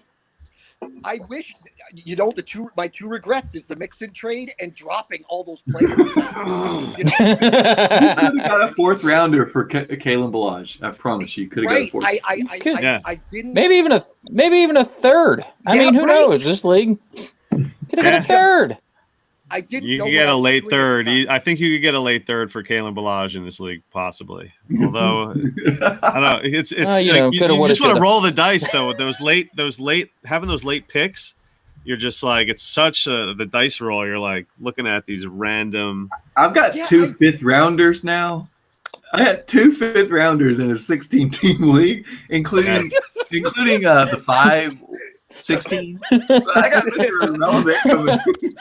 I guarantee. Those are my favorite picks in a rookie draft. Because you're just like, I don't even know who this guy is. Like, you're just like, whatever, tight end, sure. Take a shot.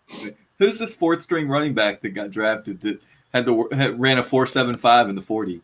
Yeah, I'll Nice. take him. Yeah. Yeah, why not? Why not? He might start at some point. You never know. Yeah. Yeah. Trying to find the. Okay, I'm looking at the draft results from the rookie draft because I took Slayton pretty late. I took Not in the Kelvin 5th round. Slayton I got with the 415. Wow. All right, so give us while you got it up. Wow. Give us the 5th round, just out of curiosity. 5. All right, the 5th round. Okay, the 501.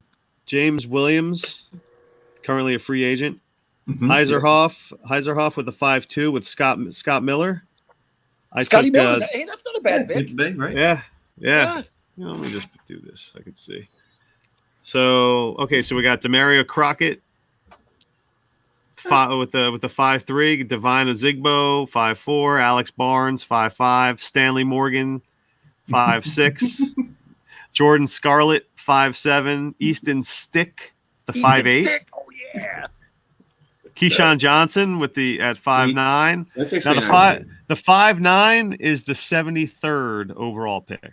I like Keyshawn Yeah. Keyshawn Johnson. So Yeah.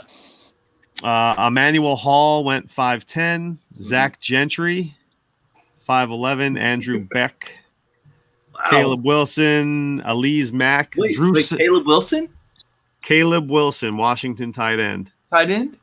Wow, Yeah. I didn't know he went all the way to the 5th round. He was 77th overall rookie He pick. was before the combine and everything. He was a 3rd round rookie guy.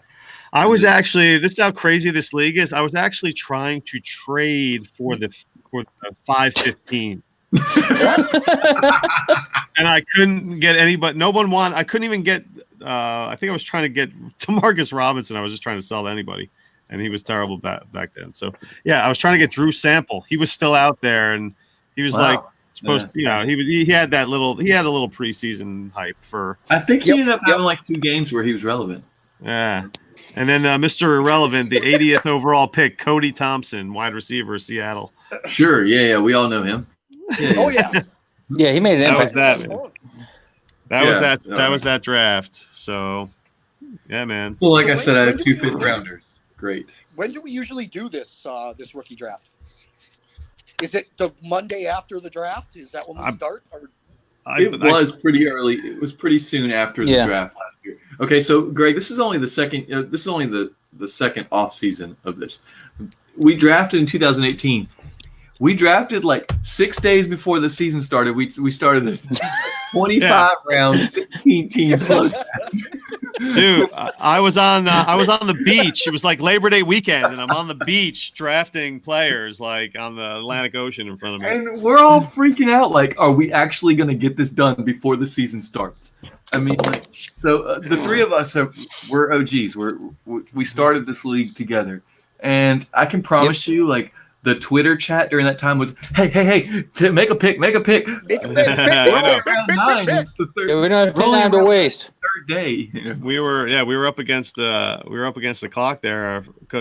Alex he disappeared Oh, fuck. for like he just disappeared. Okay. He just went. Have You know, guys- there's Ghosted. always that guy. There's that guy in every draft. Every All right, draft, so there's that here's the guy. thing. All right, if y'all don't know, Alex. All right, so I'm a runner, and I ended up talking to him a little bit. He was a runner at Gustavus Adolph, whatever, in college. He was a collegiate runner, and so I know what that's like because in August you're doing like 2-a-days. You're spending like 19 hours with the team and then sleeping like 6 in your backup. I mean, it's crazy. So I get it. Like that kid probably he didn't even have his phone on him for hours at a time. And us nerds are just like, make a pick, fuck, right? Man, let's yeah, go, like, I end up communicating with him like, all right, you know, how's your running going, whatever. I'm a 38-year-old washed up athlete, and he's like a 20-year-old or 21-year-old in his prime. But I wanted to keep up with his running at the time. You know, a few months later when I figured out he was actually a runner, because that's what I can relate to. But I mean, I know when I was in college and running, like it would be like 6 a.m. until 8 p.m. before I saw any sort of media. And granted, that was before, you know, you carried smartphones on you. This was back in the days of Snake and, you know, and a brick phone. But at the same time, like, you just didn't have time. So I get it now. But damn it, make the pick. Make the pick, Alex. In this day and age, priorities. You should be able to make a pick within a 4 to 5 hour. I need you to go to the bathroom, stand in the urinal, and look at the damn list and make a pick. Even if you're training for a marathon, you stop to go to the bathroom, you pull out your phone. Everybody does it. Everybody does it. You're in a startup. I mean, if you run that much, can't you run and push buttons? That's pretty tough, man. I mean, I'm just saying. That's really yeah, dude. I have a hard time like selecting new music on my phone. I don't use my phone much. I keep it in a little waist thing. I got a little like stretchy fanny pack thing. I look like a complete nerd. But I have a hard time like if I pull it out and try to switch music. So I get it. Like I'm not gonna try and make. But yeah, a pick while you're running. Right. Well, I mean, come on. But let's be honest here. You're not running more than like 2.5 hours. You know, he's training for 8Ks. You got time. Well, listen. You know, when I'm in a startup, I try to be as like transparent as possible. Like if I'm going to be in the car for an hour, you know, it's that sort of thing. I'll always get in, make sure everybody knows, you know, what the deal is. Just so there's nothing worse when you're just like, can I go to sleep now? Like, and you know, there's a lot of. Go ahead, Greg. You're just treating others the way you would want to be treated, right? And there's a lot of people that say, "Well, just put auto pick on." I'm like, I don't want to auto pick. No, you because I don't want to make a move. No auto pick. Make a trade. Like there might be a move I want to make here. I might want to field and offers for an hour. Like, don't try to rush me. Yeah, there have been times where I'm just sitting there like, man, I'm wiped out. I'm about to pass out. I'm like, but I'm picking next. I'm like, this guy. I know this guy's gonna pick as soon as I conk out, and everyone's gonna be screwed for the rest of the night. I've been there too. But I find that as long as you notify the league and say, hey guys, I know it's one pick before my pick, but I'm dead tired. I'm going to bed. I'll make my pick in the morning. Then at least you don't have guys up all night waiting on you to pick. They know that you're sleeping. They can go to bed also. You're just being generous to the league. You're being kind to your league mates. I put together a home league, dynasty league. Like I just put up, it was just all a bunch of redraft guys that I've known for a while. And I got this is recently. And the one guy didn't understand the concept of the slow draft, and he was just going nuts. He was just going berserk. Like, why aren't you making a pick? I'm like, no, it's not like that, man. Not everybody's sitting there with a timer. And he's like, I almost had to kick him out of the league. I found a replacement for him. I was like, listen, bro. I'm like, you can't be like the way you were yesterday. Like day 2, I was like, yo, man. Like, are we cool? I'm like, are we cool? Because yesterday he just ruined the whole fucking draft because he was so upset about it. But man, it's We had one kid about ready to quit. It was the one league I commissioned at work, and there was guys on 3 different shifts all working in the same place. So like a bunch of us in first shift made our picks, and now we're waiting on the guy on third shift to wake up. He's passed out. Like it's 10 a.m. and he's like, I don't know what the hell's going on. Of course, he's our young guy, so we just blew up his phone. We're like, get up, make a pick, come on. Oh, yeah. We just like harassing him anyway, so we're like, perfect. I'm in the Dynasty Warzone Listener League also. That great podcast. Shut up, really? Yeah. That's Larry's there. He's everywhere, man. I love Memphis. Oh, Hell that's I love great. Memphis. Memphis and Jerry. So that draft, there was a guy we had FF Down Under in Australia. We had a guy in Germany. We got guys. I'm on the East Coast. We had another guy that was like in the Midwest. So all of these time zone things were just like, we kind of figured it out by day 3, like where the window was. But that draft took a long time. That one. Yep. That overseas stuff is really difficult. I just joined. Shane posted that he needed a couple of guys for dispersal just recently in our chat, and I joined that league. And the commissioner is overseas, so it made it really difficult within the dispersal because just the time dynamics. It was really weird. That's the first time I've ever encountered anything like that, Larry. So I know what you're talking about.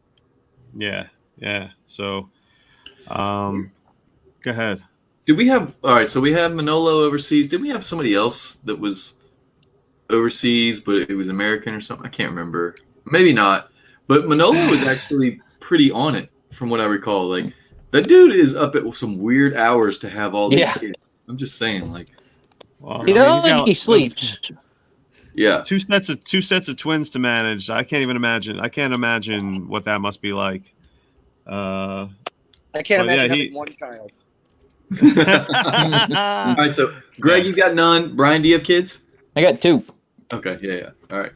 Yeah, I have one. I have a 4-year-old daughter. Yeah. Who I was. Yeah, she's just going crazy today. So I mean, it's tough. She's used to doing stuff. Yeah, she's used to. I mean, she's got a crazy active life, and now we're just in the house, and I can tell it's starting to get on her, starting to wear on her. Mine's only 18 months old, and I pulled out my phone and was like, I had some pictures from daycare, like dropping her off, because every morning my wife wants a picture of the baby. Like, all right, cool. So I take a picture of the baby, and so that some of her friends are in there, and I'm like, hey, look, there's such and such, and there's such. She's like, huh. You're just staring at the phone, and she's not a phone baby. Like, she could pick up the phone, hold it for like 2 seconds, and be like, I don't give a shit about that. Nice. But she stare at the phone like she misses her little friends. Like, at 18 months old, she's ready to hang out with her friends. She's a very social kid. She'll be using that phone. She probably can swipe that already, I bet too. No, right? She's like, the only thing that really enthralls her is if you put the camera on selfie mode and she's like, or if you're FaceTiming, because she likes to see people on FaceTime. But yeah. Nice. See, my oldest just mad because we can't go to Bob Evans right now. Oh yeah. Yeah, you got like a 12-year. How old's your kids, Bri? 5 and 2. 5 and 2? 5? Yep. Nice. So yeah, he's like, "Can we go somewhere to eat?" And we're like, "No, dude." Yeah. So about that, we can go to the living room or we can go to the kitchen. Yeah. You want to eat on the back porch? I ordered in today just to get him off my back. Yeah. It's nuts, man. Thank you, DoorDash. Yep. I'm a big wings guy. So I mean, the hot sauce pod. So I don't know if you guys like wings, but they're My hard. favorite food. Oh yeah, man. You I like work a hot at Buffalo Wild Wings. I saw some pics there. I've been to Buffalo Wild Wings a gazillion times. Yeah, I work there, and I eat wings. Now I like traditional wings, but I eat a large boneless wing every Thursday night because I'm working and I can't pick up the wings, so I use a fork and knife, whatever. Okay. I'm still working, whatever. But it's the sauces. The sauces are great. I want these. I like some hot stuff. I like some heat. So right. I'm missing all that right now. Like, I don't have my Caribbean jerk and my hot barbecue, whatever. What's good about Buffalo Wild Wings is you get the sauce to go. Like, they sell bottles of it. Yeah, right. Yes. Well, had I known that I was going to be effing poured, had I known I was going to be stuck here, I might have bought some bottles and made my own damn wings. But no shit. Yeah, I remember when a Buffalo Wild Wings came by us, and I guess they still do the challenge, right? Yep. Oh yeah, Blazing Challenge. Yeah. Mm-hmm. Yeah, the Blazing Challenge. Then they had Polaroids up and they had pictures all over the place, and right. Yeah, man. I'm a big hot wings guy. It's like my password. It's like my my Wi-Fi network is hot sauce. We gave That out needs my free Wi-Fi. So, yeah, right. Got it. All right. like our favors at my wedding were hot sauces. You know, that had our picture on it on the bottle. That's pretty incredible. Okay, Yeah, so is your wife a wings fan? Or She'll just she'll eat anything. okay, so basically you got to choose the party favors for your wedding. How choose your wedding? Nice poll, man. Yes, there were two different flavors. One was hot. I picked the hot one because I tasted them all. It was weird. It was this company that I contacted. They sent me all these samples of bottles of hot sauce. So I wanted a really hot sauce, and she didn't want it to be so hot. So we had with two pictures. Larry, it doesn't matter what the sauces were. The fact that you got to give away wing sauces for your damn wedding, like the legend of Larry Monkey deepens just a little bit more. Exactly. Like it just becomes, it's growing. Just gets a little deeper. This man picked his own party favors. I don't even know if I had party. Like I didn't have any say in this. Were there party favors? Maybe. I don't know. Oh, see, I cheaped out big on this. We had like a 1920s wedding. We got married kind of fast, but we basically got married in my grandparents' backyard, like grilled out, potluck. It was great. Nice, Ohio style. Where now? You're in Minnesota, Greg? Oh yeah, you bet. Oh yeah. Oh, The accent didn't give it away at all. I would have never promise. guessed that, man. Never would have known. Guessed that one. Justin, where are you at? I'm in Mississippi. Mississippi. I'm down south in Mississippi. Yep. Nice. Yeah. Don't put all the syllables in there. It's just like a couple. All right. So the Mississippi. Yeah. Mississippi. You know, we're missing some of that. You know, if you say Mississippi, you've gone too far with us. Okay. That's we're pretty lazy down here. I guess that's like saying Oregon, right? It's Oregon. Yeah. Well, like okay, so I'm from a town called Gaucher, but there's a town next to us. It's called Pascagoula. That's not how you say that. It's Pascagoula. Like, it skips syllables, whatever. It's the same thing. Mississippi. Yep. Nice. Yeah. I get the hot sauce is right over there. I'll get one. I'll show you. All right, let's see this picture. Yeah. And Brian, are you in Wisconsin? Where are you at? No, I'm down in Ohio. Oh, okay. But you're a Packers fan. I'm just a stranded Packers fan over here. Yeah. No. Well, at least you're not a Bengals fan or a Browns fan, so there's that. That's why I'm a Packers fan. Go back. The one sucked forever, and I've never liked the Bengals. I don't know why. I think Ocho Cinco turned me off. I hate Ocho Cinco. Yeah. Really? I couldn't stand him when he was a player. Couldn't stand him. Wow. I liked him because I like characters. So I was I'd like him more now. I just know when I was younger I couldn't stand him. I don't know. So I've always kind of held that. Apparently talking to the third person quite often, like not even just for interviews. These are the party favorite. These are the wedding favorite. These run over. Nice. This is really good pod radio stuff. Excellent. He's showing us pictures on the bottle of hot sauces. They're amazing. This man's a hero. We can't taste them either, folks. So don't worry. Awesome. Don't worry. You're not tasting them. We're not tasting them either. I'll take a pic and I'll post it on Twitter. And then, there you go. Yeah, I guess that is. Where can they find you on Twitter? Oh yeah, so I'm at Larry Monkey FF, and wait, is that with a 0 in there somewhere? No. I changed it up. I figured it was about time. And it was very confusing. So 0 and I don't know if there's Larry M0. Yeah, just added the 0 added to legend though. You had a hunt for you. Gotta be in the know. Larry Monkey on Twitter. What the hell is this guy? Yeah. That's where it's at now. But yeah, man, that's what I got going on in the hot sauce department. But yeah, man, I put it on all my wings and can't get enough of that. How many bottles of that did you get left over? Like when we were done with the wedding, how many bottles of hot sauce did you have? Wait! Don't answer. Okay, Don't answer. How many did you have to order for the wedding? Oh Fair. man, do you remember ballpark? It wasn't too many. I mean, No. Oh, he's trying to downplay now. He's like, it was only like 400. No, we only had 1,000. We only had 1,000. We had a big family. No, it definitely wasn't 1,000. It definitely couldn't have been 1,000. It's like maybe I don't know, 200, 250 perhaps. Yeah. I don't know. I have to ask my wife. That's another good question. I got to ask my wife about that one. That was a while ago. And how many did you have left over, do you think? I probably got about 25 left over. We had a nice little box that we still use. It's still good. It's still yummy. When did you get married? Oh, hell yeah.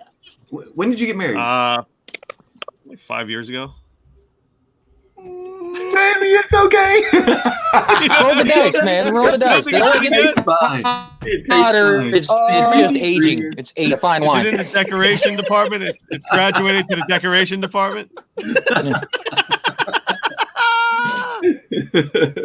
I know where I'm not going for wings. I'm not going to Larry's house for wings. Come on, live a little. Make mistakes. Yeah. Can you tell Kevin that again?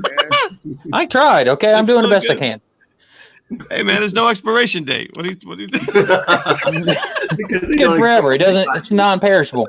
Yeah. Like honey. Hey, It is. It's, I hey, don't if it know. still tastes, it still tastes. I'm telling you. Look, I don't know. Oh, if you don't have the runs the day after, then you're fine. Hey, well, if the wings are hot though, That's fair.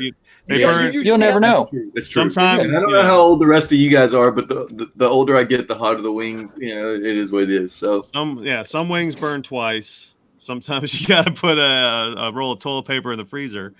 I had to stop eating. I've never tried that. Does that work? You still have toilet paper? What? Hey, rub hey, it in. what's going on over Try to there? rub it in. Toilet paper. First of all, Man, you have that works. extra roll. Punches in the gut, Does man. that work? But Greg is like, I'm about to go put one in the freezer because I can see in your eyes. Good, man. Oh yeah, dude. Do not I mean, post I'm just pictures of saying, you that. guys Do can not try post it. pictures.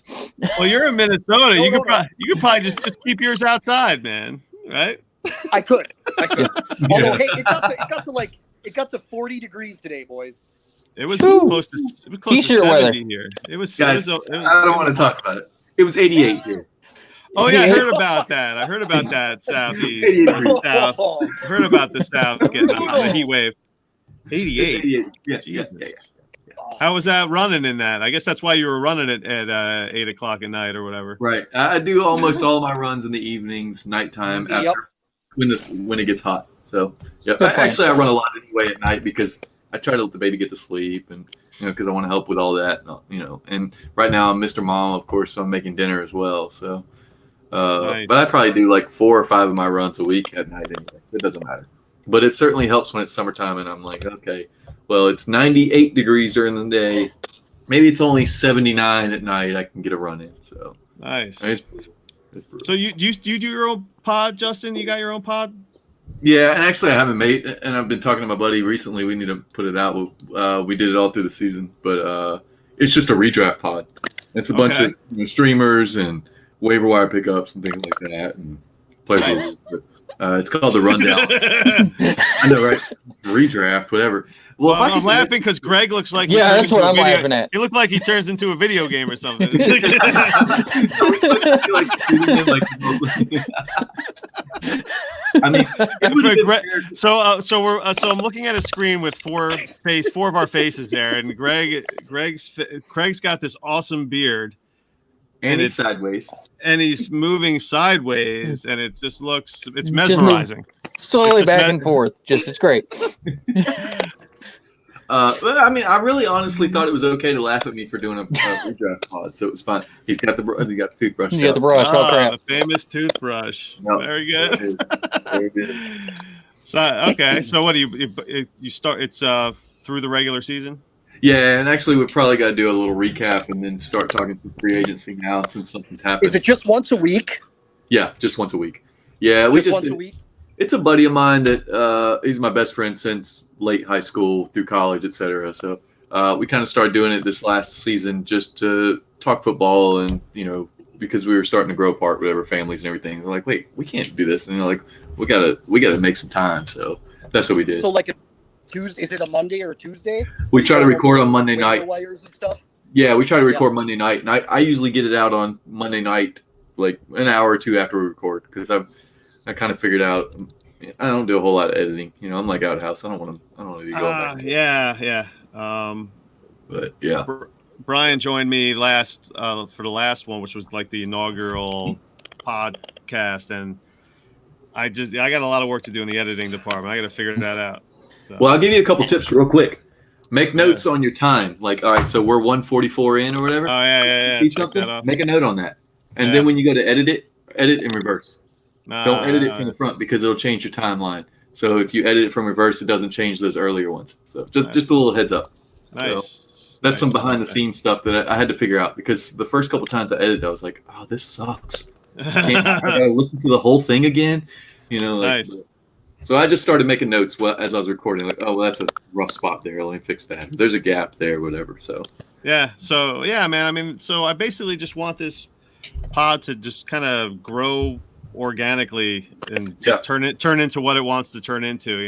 I'm happy like talking about this 16 teamer. Like, when I could talk about this league any day of the week. There's like we come back next week and there's going to be another 7 stories to tell. So that's the thing. There's a lot to get into, man. And everyone's a bunch of characters, and it's cool to be a part of it. And then. And being a part of that whole community on Twitter is amazing. Yep. But blows my mind. It blows my mind. I feel so fortunate. It's amazing how quickly it's blown up. Yeah, it's crazy. Like 2 years ago, the Dynasty community on Twitter was, it was a few people here and there, and Dynasty pods. Like I started listening to Matt Williamson and doing, he and a couple other guys. And now it's like you can search on Apple Podcasts and find a bazillion podcasts, and then you can weed out what you want to listen to. Right, I referenced it in the chat. It seems like it's a rite of passage for everybody in this league to have their own pod, right? Yeah. I think Shane was saying it almost is. The per capita is like, it's crazy. I mean, it's just dumb. Not dumb in a bad way, but like dumb, like. Astounding how fast it's growing and all that. So yeah. So I mean, I don't know if you guys want to get into anything else, or we can wrap things up, or whatever. What's your story? What do you got? What do you do? What do you got to do, Greg? You're the only one of us actually doing anything at work or anything. I don't get off till 11. So. Yeah. Okay, so let's be real. He's at work, but this is one of those hardly working instead of working hard things. Clearly. Nice. The school I work for is, of course, on lockdown, so I have some project work. That I do, but other than that, I mean, I just watched episode 4 of Tiger Guy. Tiger I'm trying not to go into the madness. Larry, you haven't watched it yet? No, not yet. Oh my god! No. I know. 30 minutes on this. 2020 coronavirus Tiger Man. No, my wife has got me watching like Chicago fucking something and Chicago PD and catching up on this and that. And Larry, I'm like, Larry, we have to watch this. We got to watch this. And I'd probably be doing it right now if I wasn't. I'm telling you right now, really stop what you're doing. Watch Tiger King because. Well, that's just watch. I know. That's all it's so ridiculous. I keep hearing that. It's really good. Said. It's been really good. I don't want to say anything about it other than it's like riveting TV that is almost unbelievable. It's just crazy. I will watch this. We'll talk about this because I also like the idea of just like being like, hey, I'm gonna record tonight. Who's ever wants to come on and click on and let's do it, man. If you're around, great, Right, Larry. Every time you do this, do that, and if I'm available, I'll jump on anytime, man. Yeah. Which clearly, right now, you're available. So. Yeah, he always work home wherever. What do you do at the school? He's good. Do you do maintenance at the school or what? Greg? Yeah. Yep. Don't you do maintenance? Yep. Because I'm a handyman, so I understand. Like, there's just nothing going on. I'm a janitor. Sure. They got you doing extra cleaning? Because I had read that was like not a good idea because you're just going to get all your janitors sick. Right. So we have janitors and we have housekeepers. The janitors do a lot of the specialty work, the setups for basketball, the setups for big events, all the hard floor cleaning. The housekeepers do all the bathroom cleaning, the carpet cleaning, that type of stuff. So right now we don't have any events going on at the school. Right. So basically, I'm removing furniture from these massive terrazzo floored hallways, and I'm deep cleaning them and buffing them. That's what we do during the summer, and it's basically the summer now. It's summertime, coming man. back to school. Yep. Wow, yep. wow. So I'm doing project work. So I work at my own pace. I sit when I want for how long I want. Make deals. Yeah, make deals. No. Talk to you guys. Okay, let's be honest. He's not making any damn deals right now. He's hoarding. He's got nobody. He's got nothing to trade. Nobody to trade. Hoarding. He's I treating am first rounders. I mean, He's treating first rounders like TP. Okay. So okay. So wrapping this up, Greg? You have these picks. You're going to hold on to them. Do you know who you're going to take? Unless you would have to blow me out of the water at this point, because I think when we get a week or two from the draft, I'm going to be getting a lot of hits on those picks. Right. So unless you blow me out of the water with something that I'm going to be able to use for the next 3 to 5 years, I'm just not into it, man. So, do you have an idea of who you want right now? I mean, you have to have done all that. Well, okay. And I know things. I know things will change with the draft Right. and landing spots and stuff and training camp Right. and all that. So, what are you really asking? Who are so you know who you're taking right now, barring any kind of crazy draft slide of any kind. Nice. Yep. I'm hoping for Herbert as a Charger at 3. And then Cotillo will probably go. I mean, Jonathan Taylor at 4. He's got to, yeah. And then it's Akers, it's Dobbins, it's CeeDee Lamb, and then Shane has the 8. So he'll go Judy. I'm not sure what he needs. Well, he's gonna take Tua at 2.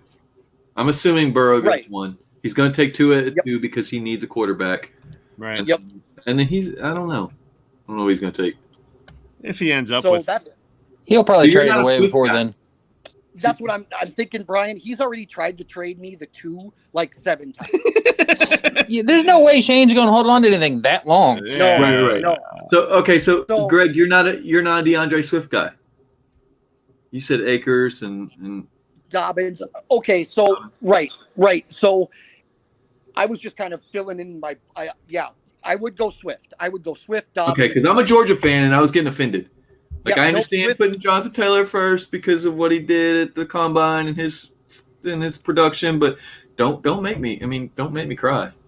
I actually think I'm not even like Go ahead. I'll probably go Akers and Swift and Lamb.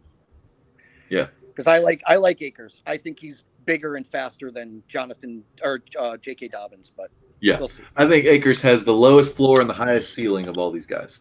Like he could be one of those where he turns it, he's nothing, or he is literally a top 5 running back. You know, right? He's like one of those guys that could be. So he's Henry. He gets buried for seasons and all of a sudden comes out of nowhere. Except that he's an incredible, pass catcher. He's a great receiver. All right, so Akers is actually from about 15 minutes down the road from me. He played high school ball. Cam Akers is right around the corner. Cool. Like where I went to college, he's from the same town I went to college at. Like he's from Clinton, Mississippi, which is where I went to college at. So he was a big deal around here. Obviously, he played QB. Yeah. So he played QB and then went to Florida State, and he's too short. He's like 5'10" and change or whatever. So he wasn't he wasn't big enough to play QB like QB. Yeah. So they stuck him, and when he was being recruited, everyone knew, hey, you're going to be a running back. He knew, hey, I'm going to be a running back.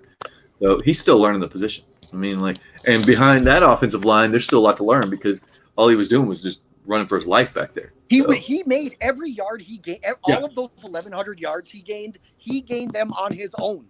So he got no help. Do you guys listen to Ray GQ? He's a Debbie guy. Anyways, I like listening to Debbie. I don't play Debbie, but I like listening to Debbie because I like to hear about guys before we get to draft season. I want to hear about what they're doing this season. And the other day he had a stat, I think it was him, that it was like the Florida State line created 2 yards, not per game. Negative. Or negative. Yeah, it was negative 2 yards. Negative. Negative 2 yards for the season. Not for the season. like they didn't create yards at all. Everything he did was on the back of his own skill. It wasn't like Georgia creates 3 yards of every play. I mean, it's just nuts. So there is a lot to say for that. And he's just one of those guys that he's a great athlete, and I feel good about him as a high upside play. Now again, where is he? Where do you have him, Justin? Behind Akers? Yeah. He's probably right around Dobbins for me. I think it's Jonathan Taylor. And I think it's DeAndre Swift. We'll take out the QBs and just talk these guys. So it's Taylor in a tier of his own, Swift in a tier of his own, and then it's probably Dobbins and Akers together. I'm not as high on Clyde Edwards-Helaire as everybody else is. I think I'm not either. I think he's just how many 5'7.5" or 5'8" whatever running backs make it. It just and everyone wants to compare him to MJD, except MJD ran like 0.3 of a second faster in the 40. You can't be small and slow. Yeah, he's a bowling ball, and that's fine. At 5'8" and 205 or 210, whatever he is, I can't remember. But it's just it doesn't fit what you expect. Like a pass catching running back, you want him to be kind of lanky, long arms, so they can reach balls, etc. Even if they're short, you want him to be long. He's got short arms. It just, for me, it doesn't fit the NFL game, where he's not going to have as much space to catch balls as he did at LSU, where the offense was one of the best of all time. Obviously, I mean, quarterback those 60 touchdowns. You got 2 probably first-round picks at wide receiver with Jefferson, and I just went blank on probably the number 1 wide receiver next year. Chase. Yeah, Ja'Marr Chase. Yeah. So you got that, and you got an incredible offensive line. Like it made things too easy for him there. So they were the best team ever in college football. They were the best team ever. They were a legit all-time team. Yep. So and I don't know. I just don't know that translates to the NFL with what he is as a player. I mean, besides his speed, he was an okay athlete. I mean, he's a pretty good athlete, well, etc. But you can't run 4.6 and change and be 5'8". I don't think so either. I don't think so either. So I hope that is most important for him. Right. Yeah. Now, if he ends up in a good landing spot, if he ends up in Indianapolis, or everyone wants to say KC or Tampa Bay. Obviously, anybody who ends up in those places. But there's some underrated spots, that he could end up at that would drive up his value a little bit and make him a reasonable pick. But for him to be the 5th running back and the 7th or 8th player off the board in a 1 QB league, that's just too much for me. It's just a little rich for my blood. So it's me too. I don't have him as a 1st-round rookie pick. I just don't. Yeah. I think I'd rather have. It's tough to say. I don't know. Yeah, it's hard to say right now because you just don't know where. There's a lot of wide receivers that we like, but where are they going to end up? Are they going to have opportunity, et cetera? I mean, I'm excited that the NFL draft is going to stay on schedule because that means we have something to talk about. Like a month from now, we're going to have more football to talk about, even though there's no actual football. But we could have drafts. We could have rookie drafts. I mean, right? Exactly. It's a big deal. It's a big deal. Yeah. Mm-hmm. Oh yeah. I mean, people will be able to do something. Yes. Yeah. I mean, we'll all be stuck in our house, so at least we'll have something to do with our time. Yeah. Nice. Okay. Unless we all get out by Easter, who knows? Do you guys have like a wish list player for your favorite teams? I know Brian, you and I are Packer fans, correct? Mm-hmm. Do you have a wish list at that 30? Do you have a favorite player? They're not going to go what we want. You know that. We want them to go wide receiver. More than anything, I want a wide receiver because, for God's sakes, give Adams and Rodgers some freaking help out there, other than Lazard just trying. Yeah. Do you have one? Do you like Ayuk? Because that's what I've seen mocked. If they actually take a wide receiver, I won't even complain about who it is. I'm just at that point with it. They should have taken one last year. They should have taken one, you know what I mean? Like built some help in when they knew they were rebuilding that wide receiver core. You'll probably complain if it's Ayuk. I'm just saying. So I'm going to complain if they draft Brett, and I'm going to be mad. They're going to take one in the second. You know that.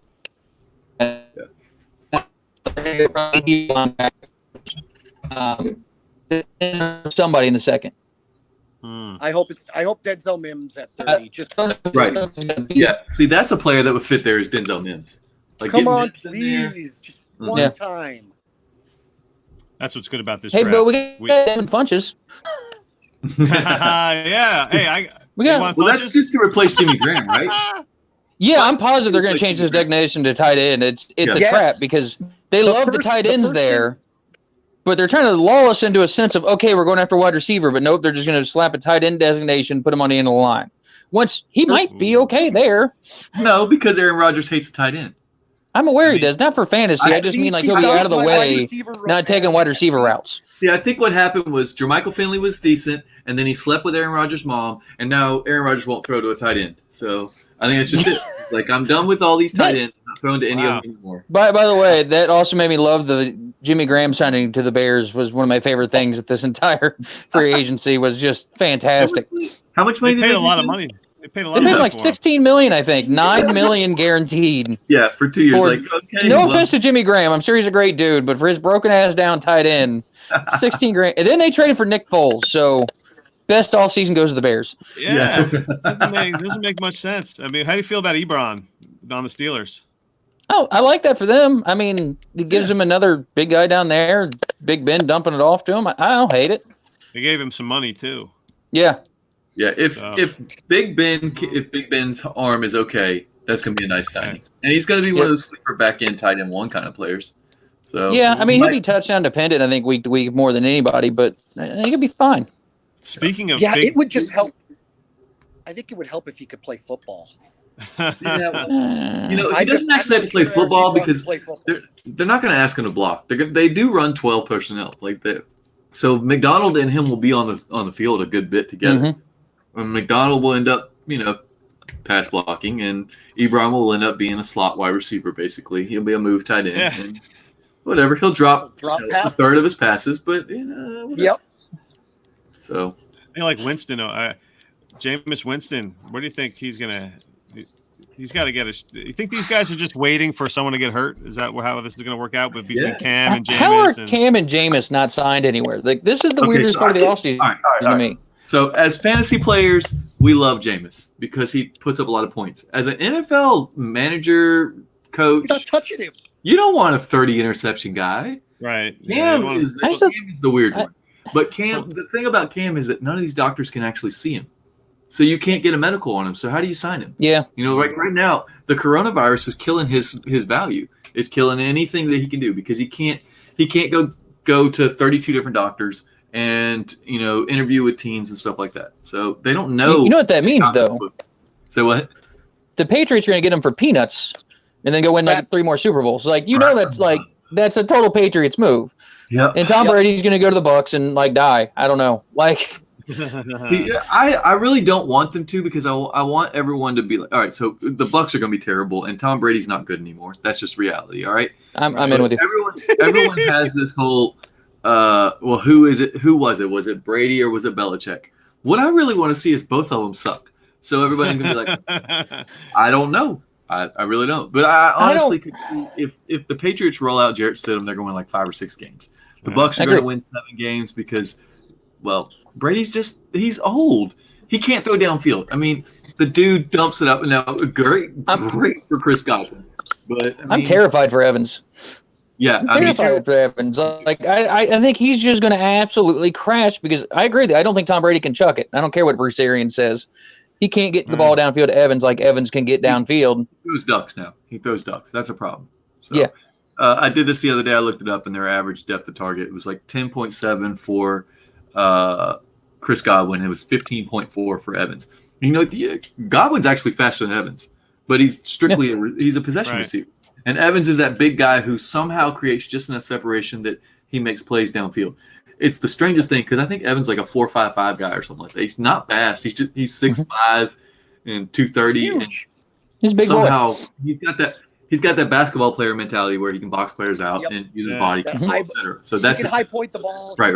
He's Yep. one of the best. He's one of the best high point Absolutely. receivers Yep. in the league. Now you're not Really, going really to good. get any yards after catch because he's high pointing the ball and getting tackled, but He's jumping up in the air with the but, I defender. mean, that's a on his hip. player that's. I mean, obviously it's useful. It's 5 straight seasons with 1,000 yards, but I Yeah. think that there's a threat that he's not going to be that 1,000-yard guy again this year. What Because I sucks think because I just didn't get the signing for that team. Like, I mean, I know it's Tom Brady and the Bucks are like, Yeah, he'll win I us a think- championship, but I don't know. Well, Because he's gonna that team's go- not set up. It's going to for- go from 30 interceptions to what, like 6? I mean, how many? Brady's. Well, I mean, yeah, He's- but he's he's- going to like chuck it like 6 yards at a time. right. Right. Yeah. Okay, so at the same time, they're going to go from 5,000 passing yards to 4,100 passing yards. They're going to go from 33 touchdowns to 24 touchdowns. Like, Mhm. Yeah. the offense is not going to. It doesn't matter that he's a better quarterback in terms of real life football. For fantasy, Not it's for a us. terrible option because Yep. he's going to throw for 80% of the yards and 60% of the touchdowns. And it's a bad situation. And everyone's super excited about all these players. You know, OJ Howard and Chris Godwin. I know a lot of people were worried about Evans, but All right. I don't know that. Okay, so OJ Howard is not Rob Gronkowski. He's not Aaron Hernandez. Thankfully, he's not Aaron Hernandez. Well, right. Huh? But those guys were Nobody made a killing it joke. I'm shocked. and on that note, we're out of here, folks. You guys have a good night. But OJ Howard, I like him. I mean, I'm a big OJ Howard guy, but he hasn't shown enough yet. Not as far as consistency goes. Like his efficiency has been great, but his consistency and volume has not been there. So, and now you're putting in a quarterback who, by design, they're going to throw less. They're going to throw less because they're not going to turn the ball over. They're not going to be in the same negative game script situations. And then you've got a quarterback who can't chuck the ball like Jameis would. I mean, Jameis would just throw it up there. And by the middle of the second quarter, he had 2 picks. They're down by 14 or 17, and now he's making plays to bring them back, not to win the game, but just to be respectable on the final box score. So he's throwing for 400 yards and 4 touchdowns and 3 picks, and they lose by 10, but the stat line looked great. So that's a big deal for the entire wide receiver group. I think that I have Ronald Jones in a couple of places. I'm just fingers crossed they don't draft a running back, or they draft just a strictly pass catcher, and then Ronald Jones gets 220 carries this year. And I think they have to with putting Brady in there. Like I said, they're not going to throw as much. They don't want to throw as much. They're going to want somebody big-bodied back here to help protect Brady. They're not going to leave him out back there to die. I mean, maybe they will, but you don't think that's a good plan. So I mean, they're going to draft some big body guy that's a decent blocker. Oh yeah. That can take the load off of them. They have to. Oh yeah. I'm just saying, as a Ronald Jones owner, I hope that they're content with his 4.5 carries or whatever, 4.5 yards a carry, and just let him run the ball for 18 times and catch 2 passes, and we're good. Like, can I get 32 catches and 225 carries, and I can cash out? Yeah, I've got him too. I drafted him in a rookie draft. I've got him too. I was the Rojo guy for about 5 minutes.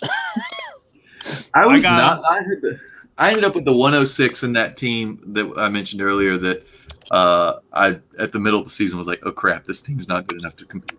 I got like the 106 and ended up with Rojo. And around that pick, there was no one anyway. I mean, like Royce Freeman went there. I don't regret the pick because it wasn't one of those where everyone hit. And that was a good draft as far as running backs go, but it was just it wasn't like you were just stacked. Darius Dice went there. Kerryon Johnson went in that draft, and he would be a little bit more value, but his value's fading hard because he can't stay on the field. There was so many. Like, you look back at these past drafts, and you're like, first rounders are great, but even some of the best running back drafts, it's still hit or miss. I had 4 first rounders that specific draft. I had 4 first rounders, and I took Geis, Ronald Jones, Sony Michel, and Rashad Penny. So you have a shit show. Like, you can't trade any of those for a first rounder right Nick now. Chubb went. I think I took Geis 102. Then Chubb went, and then I just took those other guys, and those were the guys. Those were the guys. Penny was a real life first round pick. Oh, I'm so happy I was a Chubb guy in that draft. And Yeah, I missed. guy. I had 40% of that first round, and I just struck out every on every single one of those picks. Wow. It's just everyone wants to say that 2020 is locked and loaded, and I can't argue with that. But there are going to be somewhere along the line. There's going to be some misses, and you're going to be like, that guy can't miss, But it just three of my picks could be shit. You know the weirdest thing about the 2020? I feel like the hype was bigger last year at this time for the 2020 class than it is now. Well, that's how it always is. The hype was out of control for 2020 last year. It didn't help that ATN dropped out, and Chuba Hubbard. It looked good. Yeah, Chuba Hubbard, Tylan Wallace. I mean, there's some players. We had a couple of really good players drop out. Yeah. So. And then Ty Johnson looks like I'm just mentioning Ty for Kane, but Ty Johnson looks like he's like a 5th rounder. When everyone thought he was a late first, early second last year. I'm just saying. I wish I would have moved him last year when he had hype. God dang it. Yeah, that's nice. All right, man. Okay, boys, I gotta go. Yeah, let's wrap it up, man. Yep. Let's wrap this up. Just let everybody know where you are on Twitter, just in case you want to follow or stuff like that. Justin, you're sure. Go ahead. Yeah, you can find me on Twitter at RunDFF. I mostly just do I respond to polls and I'll tweet the random thing here and there, and then you can find podcast at the Rundown FF Pod. So if you ever want to catch a redraft style pod, check it out. We'll probably be doing a pod in the next week or so. All off season I've been saying we'll do another pod, but I think we're about that point now where we really need to get something on because so much has happened in the last couple weeks. So you can check us out there, but you can find me at RunDFF on nice. Twitter. And Greg, thanks for coming on, man. It was awesome. Big